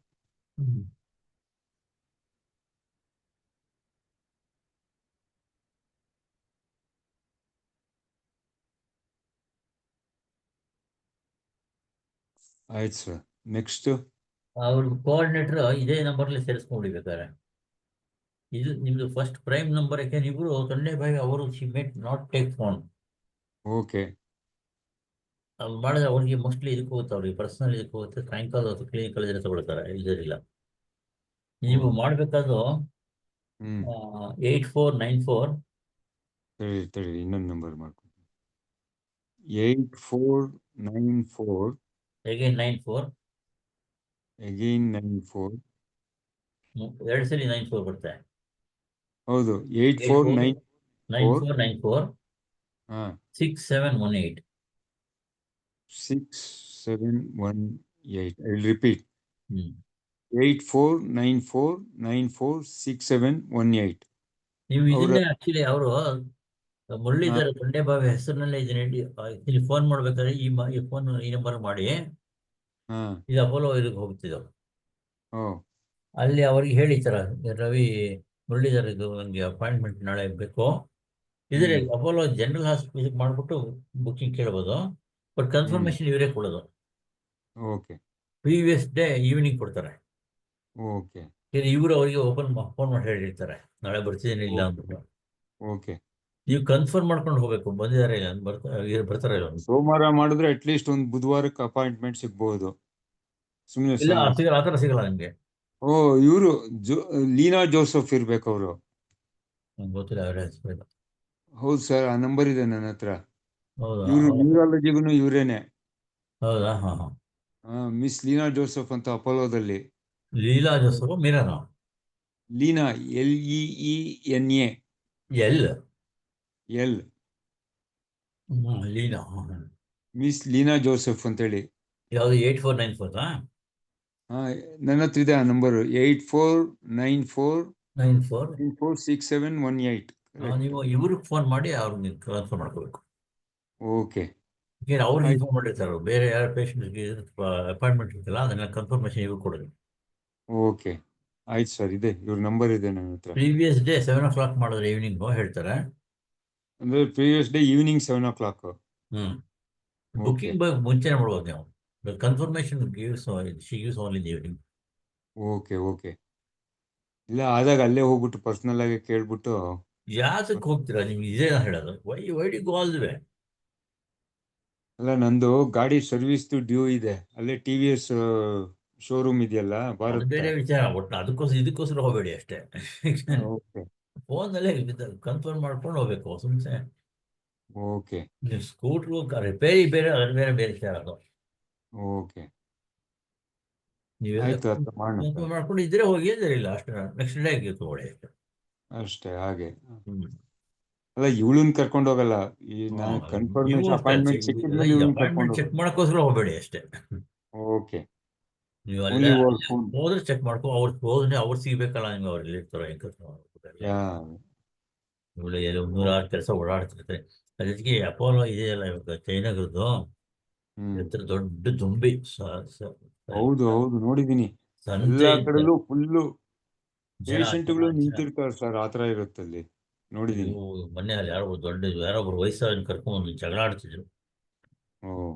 ನಾನು ಹೋಗಿ ಆಮೇಲೆ 5th floor ಹೋಗಿ ಡಾಕ್ಟರ್ ಕನ್ಸಲ್ಟ್ ಮಾಡ್ಕೊಂಡು ತಿರುಗಿ ವಾಪಸ್ ಬಂದ್ರು. ಅವ್ರಿಗೆ ಅಲ್ಲೇ ಇದ್ದಾರೆ ಅವರು ಪೇಷಂಟರು. ಅವ್ರಿಗೆ ಇದ್ರಲ್ಲಿ ವೀಲ್ ಚೇರ್ ಕೂರಿಸ್ಬಿಟ್ಟು ಇನ್ನೊಬ್ರು ಲೇಡಿ ಕರ್ಕೊಂಡ್ಬಂದಿದ್ರು, ಮಗಳೋ ಯಾರೋ. ಐ ಥಿಂಕ್ ನೀವೇನೆ ಇದಕ್ಕೆ ಇಲ್ಲಿ ನ್ಯೂರೋ ಸರ್ಜನ್ಗೂ ನೀವೇ ರೆಕಮೆಂಡ್ ಮಾಡಿದ್ರಿ ಅಲ್ಲ ಒಂದ್ಸತಿ, ಅಲ್ಲಿ ಆ ಹಾಸ್ಪಿಟಲ್ನ ಕೇಳಿ ಅವರು ಇದ್ದಾರೆ ಅಂತ. ಅಜಯ್ ಯಾರೋ ಒಬ್ರು ಇದ್ದಾರೆ, ಅಮರ್ ನಾರಾಯಣನು ಹೇಳಿದ್ದು, ಅವ್ರನ್ನ ಕಾಂಟ್ಯಾಕ್ಟ್ ಮಾಡಿ ಅಂತಂದ್ಬಿಟ್ಟು. ಅವರು ಮನೋಣ್ಣ ಗೊತ್ತಿಲ್ಲ ಅದು. ಸತೀಶ್ ಚಂದ್ರ ನಿಮ್ಯಾನ್ಸ್ ಡೈರೆಕ್ಟರ್, ಆಮೇಲೆ ರಿಟೈರ್ಮೆಂಟ್ ಆದ್ಮೇಲೆ ಅಲ್ಲಿ ಈಸ್ ಆಲ್ಸೋ ನ್ಯೂರೋ ಕನ್ಸಲ್ಟೆಂಟ್ ಅವರು ಅಲ್ಲಿ. ಅವ್ರು ಆಮೇಲೆ ಸಿಗ್ದೇನೆ ಕೊನೆಗೆ ಇವ್ರ ಹತ್ರ ಮೋಹನ್ ಕುಮಾರ್ ಹತ್ರ ಅಲ್ಲಿಗೆ ಬಂದ್ವಿ ನಾವು, ಮೋಹನ್ ರಾವ್ ಅವ್ರ ಹತ್ರ. ಹಾಗೆ ಇದು ಕ್ಲಿಯರ್ ಆಗಿ sir, this are all ageing effect. ಇದು this not a disease, anything related to muscles and nerves. Okay, naturally deplete ಆಗ್ತಾ ಬರ್ತದೋ. ಹೌದು. ಇದಕ್ಕೆ ನಾವು ಇದರ ಓನ್ಲಿ ಇನ್ ಟರ್ಮ್ಸ್ ಆಫ್ ಇವು ಕೊಟ್ಟಿದಲ್ಲ, ಇವಾಗ ಮೆಗ್ನೀಷಿಯಮ್ ಅದೆಲ್ಲ ನಥಿಂಗ್ ಬಟ್ ದಿ ಒಂಥರ ಸಪ್ಲಿಮೆಂಟ್ಸ್ ತರಾನೇ ಅದು.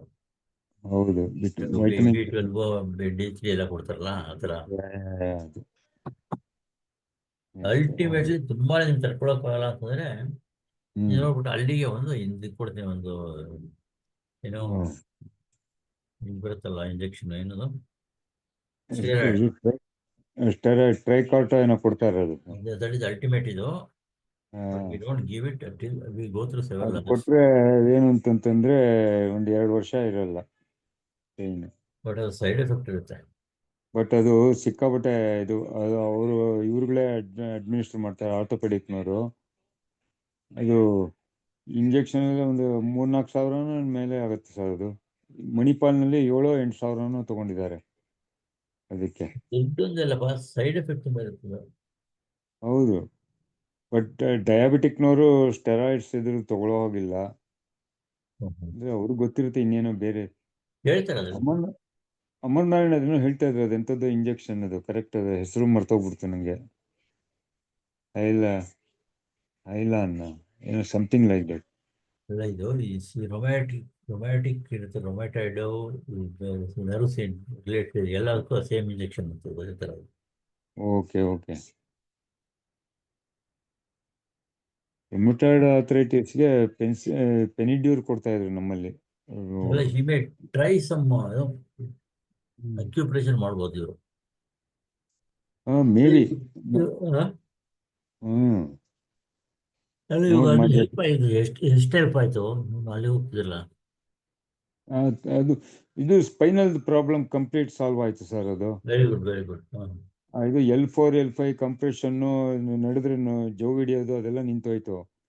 ಈಗ ಫ್ರಾಕ್ಚರ್ ಲೆಗ್ಗು ಒಂದ್ ದಿವಸ ಊದಿರುತ್ತೆ, ಒಂದ್ ದಿವಸ ಇದಾಗಿರುತ್ತೆ, ಏನೋ ಉಂಡೆ ಕಟ್ಟಿದಾಗ ಆಗತ್ತೆ ಅಂತೇಳಿ ಹೆಜ್ಜೆ ಹತ್ರ ಅದು ನೋವು. ಆಮೇಲೆ ಎಡಗಡೆ ಶೋಲ್ಡರ್ ಜಾಯಿಂಟ್ ಇಂದ ಕೆಳಗಡೆ ಬರುತ್ತಲ್ಲ ಶೋಲ್ಡರ್, ಅಲ್ಲಿ ಇದು ಅದು ಅದಕ್ಕೇನೆ ನೋಡೋಣ ಮೂವ್ ಆಗುತ್ತೆ ಅದು ಬೇರೆದು. ಅದೇ ಒಂದು ಮೂಮೆಂಟ್ ಒಂದು ಅಟೆಂಪ್ಟ್ ಮಾಡಿ ನೋಡೋದು ಅಷ್ಟೇ. ಹಾಗೆ ಅದು ಹೋಗ್ಲಿಲ್ವಾ ಅದಕ್ಕೆ ಇದರಲ್ಲಿ? ಅಲ್ಲ ಹೋಗಿ ಅವರು ಏನಂದ್ರೆ ಇದು ಫಿಸಿಯೋಥೆರಪಿ, ಇದು ಮಸಾಜ್ ಏನಾದ್ರು ಮಾಡಿಸ್ಕೋಬೇಕಾಗತ್ತಮ್ಮ, ಮಂಗಳೂರಿನಲ್ಲಿ ಯಾವುದೋ ಒಂದು ಇದಿದೆ, ಅಲ್ಲಿ ಬೇಕಾದ್ರೆ ಹೋಗಿ ಅಡ್ಮಿಟ್ ಮಾಡಿಸ್ಕೊಳ್ಳಿ ಅಂತಾನು ಹೇಳಿದ್ರಂತೆ. ಅದು ಓನ್ಲಿ 6 ರೂಮ್ಸ್ ಏನೋ ಇದೆ ಮನೆಯಲ್ಲಿ, ಗಂಡ ಹೆಂಡತಿ ಅವರೇ ಇದು ಮಾಡ್ತಾ ಇದ್ದಾರೆ, ಆಯುರ್ವೇದ ಇದು ಅಂತ ಹೇಳಿ. ಅವರು ನೇಚರ್ ಕ್ಯೂರ್ ಇದ್ರದ್ದು ಅವ್ರು ಇದು ಮಾಡ್ತಾರೆ ಹಾಗೆ ಅಂಥೇಳಿ. ಸುಮ್ಮನೆ ಇನ್ನೆಲ್ಲೆಲ್ಲೋ ಇದು ಮಾಡೋ ಬದಲು ಇದು ನೀವು ಹೇಳಿದಾಗ ಇದೊಂದು ಅಟೆಂಪ್ಟ್ ಮಾಡಿ ನೋಡೋಣ. ಮಾಡಿ ಎಣ್ಣೆಯಲ್ಲಿದು ಅದೇ ಇದಕ್ಕೆ ಬರುತ್ತಲ್ಲ, MOU ಇದೆಯಲ್ಲ ಅದೇನೆ. ಆಯ್ತು ಸರ್, ನೋಡೋಣ, ಮಾಡ್ತೀನಿ, ಕೇಳ್ತೀನಿ.